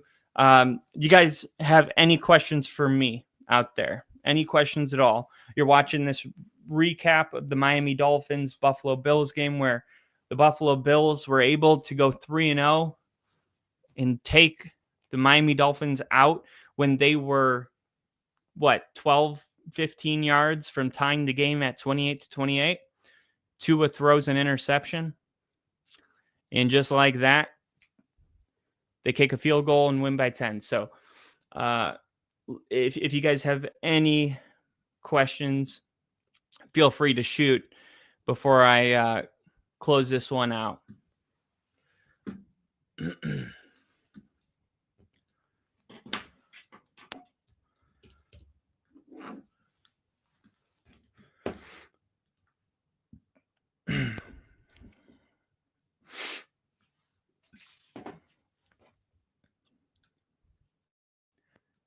Man, do you guys have NFL Plus?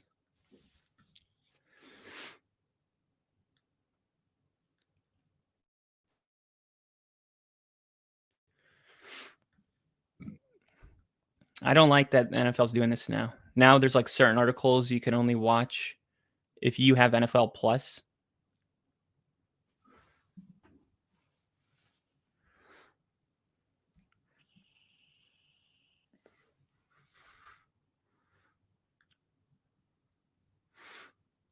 All right. Well, I'll end with this. Bernard's interception bailed out the Bills late. Terrell Bernard stepped up with a big performance and just the play the Bills needed as their defense was fading. With the Dolphins trying to tie the game with just over 3 minutes left, Bernard stepped in front of Tua and forced the first turnover of the game. Credit Deion Walker with the pressure on that play as well. Bernard's 24-yard interception return didn't hurt either, because think about this. The 24-yard return, the Bills didn't actually get really much yards, right? I think they got 1 first down, but ultimately they were in field goal range, and that's because of Bernard's 24-yard interception return. Like, had he not done that, they would have had to kick the field goal. They would have had to punt the football. And I'm not saying with 20 seconds, like, they would have won the game, but I am saying it would have been a 1-possession game. It was Bernard's 24-yard return on the interception that put the game away and led to Bernard also. He made a touchdown-saving tackle on the first drive. Forgot about this. Miami scored on the next play. It was a great stuff on Ollie Gordon. I remember that. Matt Milano and Ed Oliver were both out in this game. And Miami was trying to be out physical. They wanted to out physical Buffalo on a few of these drives. It looked like they were doing it. But Bernard's clutch play was massive. Remember, he's the one who recovered the late Derrick Henry fumble in week 1 that led them to winning that game too. So Terrell Bernard is starting to be the most important player in these wins for Buffalo. Especially, I mean, defensively. Of course, you got, Josh Allen and James Cook, but defensively, Bernard's turning into, a guy on this defense. 2 massive penalties hurt the Dolphins' chances to end their winless streak. The Dolphins were battered and bruised defensively, coming off 2 rough games in the 0-2 start, and yet somehow they had forced a 3rd straight punt in the second half. The game appeared to be swinging back in Miami's favor with 10 minutes left to go in a 21-all game until Zach Seiler committed a brutal roughing the kicker penalty, giving the Bills new life. They drained another 3 minutes. They scored the go-ahead touchdown and then force the game-sealing interception on the following possession. That penalty was a killer.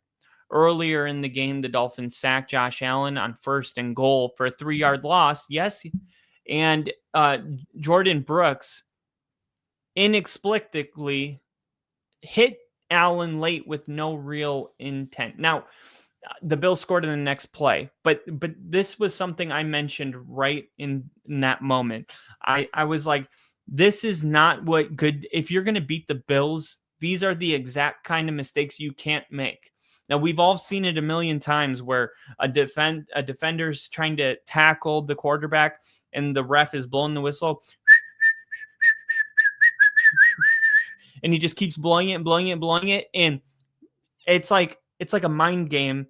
The defender's like, I can't stop until this guy is on the ground. It's a game. And it's like, you have to have self-control. You have to be able to hear that whistle. And okay, maybe the 1st, 2nd, 3rd time, but like the 5th time, you cannot continue to play. The whistle means the play's over. You play until the whistle. When you hear the whistle 10 times and then you're still throwing this guy on the ground, like, oh my God, what are you doing? That was a 3-yard loss on 1st and goal. Now you're looking at 2nd and goal and your defense just got some real momentum. You just took Josh Allen, their best runner, on 1st and goal, and he lost 3 yards, and your defense got their mojo, and now it's 1st and goal on the 1 because of a 15-yard penalty or half the distance of the goal, whatever the case may be, but they score on the next play, and it's just like you just wasted an opportunity where your defense could have at least held them to 3 points, or maybe even got a 4 and out if Buffalo wanted to go for it. So yeah, I felt like that was a boneheaded decision. Of course, the roughing the punter was a bigger penalty than that because it actually brought the offense back out on the field. But these are like, when you look at the game, it's these little moments, and that's coaching.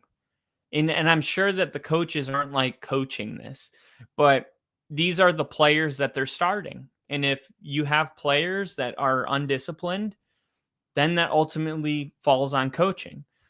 So, man, Jordan Brooks, he just has to be better than that. He has to be better than that.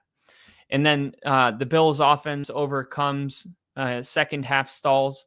The Bills have now scored over 30 points in every game this season. They've won them all, but there was a quiet alarm at how the offense stalled at times in the second half, which is funny because they had a 3 and out. Then when they got the ball back, they got a 1st down, but then they ended up punting. So it was like a 6 and out. And it's funny because it's like, the Bills offense overcame a second half, stall. It was quiet. The offense stalled at times. It's like, dude, they scored 31 points. Like, how good is your offense when you score 31 points and your offense stalled for, the second half? It's like, the bar is really high when that's the case. But I know what they mean. Like, there was, like, if they were playing a better team, they probably, I would say if they were playing a better offense, I don't know if Buffalo played good enough, because when you have a 3 and out and then a 6 and out, and you give, the other team 3 straight opportunities to score. The Dolphins weren't able to score on any of them, but maybe a better team will be. So, today that wasn't the case because of Miami and their inability to, take advantage of their defense, getting them the ball and taking a few second second half opportunities that they were actually was not expecting the Dolphins defense to give their offense those opportunities, but they did.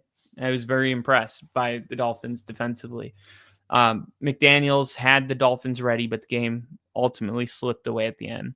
So I will say credit McDaniels for this. In a short week when the noise was loud, you got local media channels and local reporters calling for this guy's job. The Dolphins did come out ready to play. They did not look like they were, completely just blown out like the 12.5-point spread suggested. They scored on the first drive of the game. That set the tone immediately. They came out, got the ball to start the game, drove down the field, scored a touchdown. The Bills were able to score immediately to tie the ball game. But it was impressive that they scored, on that first drive of the game. And the time of possession, like they were bleeding the clock. Even after Miami fell behind twice in the second half, McDaniels and his team showed fight, forcing stops with the short-handed defense and driving down the field in must-have situations. Tua interception was a bad one, and he'd just begun to heat up after dinking and dunking much of the night. The Dolphins had a great chance to pull a stunner, and it slipped right through their fingers. The heat might not be off McDaniels, but you can't say they're not improving, even with those gutting penalties. There was an edge to their game, but sometimes it went beyond. It'll be interesting to see what the reaction is to this team now. These are winnable games coming up. 3 of their next 4 opponents currently have 0-2 records, and that's exactly what I'll leave it at that. Whether or not McDaniels is going to be fired or not, we're going to find out in the next 4 weeks. Depending on where the team goes from here. Okay. Because there's always this one moment I can trace it. I want to call it the Golden State Warriors effect. Right. But really what it was is, I don't know if you remember this, but I believe it was 2019 where the Cleveland Cavaliers were playing the Golden State Warriors in the NBA Finals. And it was one of those series where it was like the Golden State Warriors are going to run the floor. And yeah, they ended up winning 4-0. They swept Cleveland. Cleveland didn't win one game. But game 1, LeBron James played the best game you could have asked him to. I mean, he left it all out on the court. He played like 40 minutes. He was playing defense, offense, passing, assists, blocks. It's like you got 100% out of him and the rest of the team. And then that was the game where J.R. Smith had the ball and he didn't know what to do with it. And he's holding the ball. And there's a meme about it where J.R. Smith's I didn't know how much time there was. And because of that, the game went to overtime and Cleveland lost. And I'm like, oh my God, when you play max effort and you play your best game possible and you still lose, how do you recover from that? How do you recover from that type of a loss? And that's what tells you everything about whether or not you need to move off McDaniels, is because this was one of those games where the Dolphins did everything they could to win this game. They came out, there was an edge to the way they played. They were able to go back and forth for most of this game. And yet, at the very end, they lose and go to 0-3. And they're winless. And it counts for nothing. So how do they get ready now? Right now, how do you prepare now? And look, for Cleveland, that was the end, right? They would go 0-2, 0-3, 0-4, and none of the games were close besides game one. Game one was close, but the fact that when you play as good as you can possibly play and you still lose, sometimes that's just the nail in the coffin. And that's what it was. I remember watching them. I'm like, the fact that they lost this game, it's like they played a mediocre game. We played our best game and we lost. There's no coming back from this, and they couldn't. We'll know next week whether the Dolphins need a new head coach or not, depending on how they show up. But I'm sure all week they're going to be looking, saying, hey, 3 of the next 4 are 0-2. But don't think that means something, because we're 0-3. You think teams are looking at us thinking we're an easy win?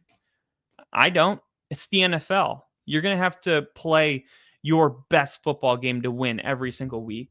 And it really has nothing to do with the record. Like, yeah, is it better to play the Browns than the Ravens? Absolutely. But if the Dolphins have their heart totally ripped out of their chest after tonight, it's very plausible that they're going to start losing those winnable games.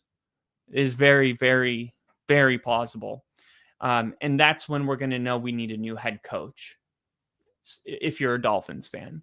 So the one good thing about this game, if there's a silver lining, is there's been, this debate after postseason losses that the Dolphins are calling for a new head coach. And then there's this fan over here, this group of fans saying, what are you talking about? Our offense is great. There's no reason to need a new head coach. Some fans just, they just sell out their own team, no matter how good they are. You had this back and forth debate going on. The silver lining in this game is it's put this team in a position where we're going to actually know whether the Dolphins need a new head coach or not, based on how they respond to this loss next week and the week after and the week after. In the next 4 weeks, we'll have an answer to at least one question, and that's whether Mike McDaniels has control over his locker room, whether his players are willing to play hard for him even after losses like this, whether his players care enough about him and his job to play with max effort. And if that's the case, then you can work out the personnel stuff. Really, like you can. What you can't work out is players not willing to put in max effort because they don't respect their head coach. So we will see where we go from here. But that would be my silver lining if I was a Dolphins fan. At least we're going to find out. But thank you guys for watching. We had Wayne, which is Jinja. We had Embrace the Struggle. We had Edub, which is Embrace the Struggle. We had Crafty. We had KC. We had Liam, who stopped in for a little bit. We also had somebody that just popped in, not Crafty, Caesar Blanco, who came in and said the Bills usually struggle against the Dolphins. Happy to see him in here as well. We also had Hat on Fire earlier today, and we rated one of our channels, and that was Going All In, the Going All In podcast. We rated them today. We went in there and subbed. If you guys haven't done it, go ahead and go to the Going All In podcast and sub. And if you haven't subbed here, freaking sub, please. We are trying to get to 1,000. We got like 880 or 890, something like that. And we're just trying to get over that 1,000 mark. So please hit the sub button and please like the stream as well. At least you can boost our algorithm so that we're more viewable for other people. If you're brand new here, we do predictions, we do recaps, we do live streams, and then everything in between. So make yourself at home because we got a lot of content coming out during the football season. But that's all I got for you for tonight. Thank you for watching Thursday Night Football with me, and I'll see you guys on the next one. Rest in peace, Bill.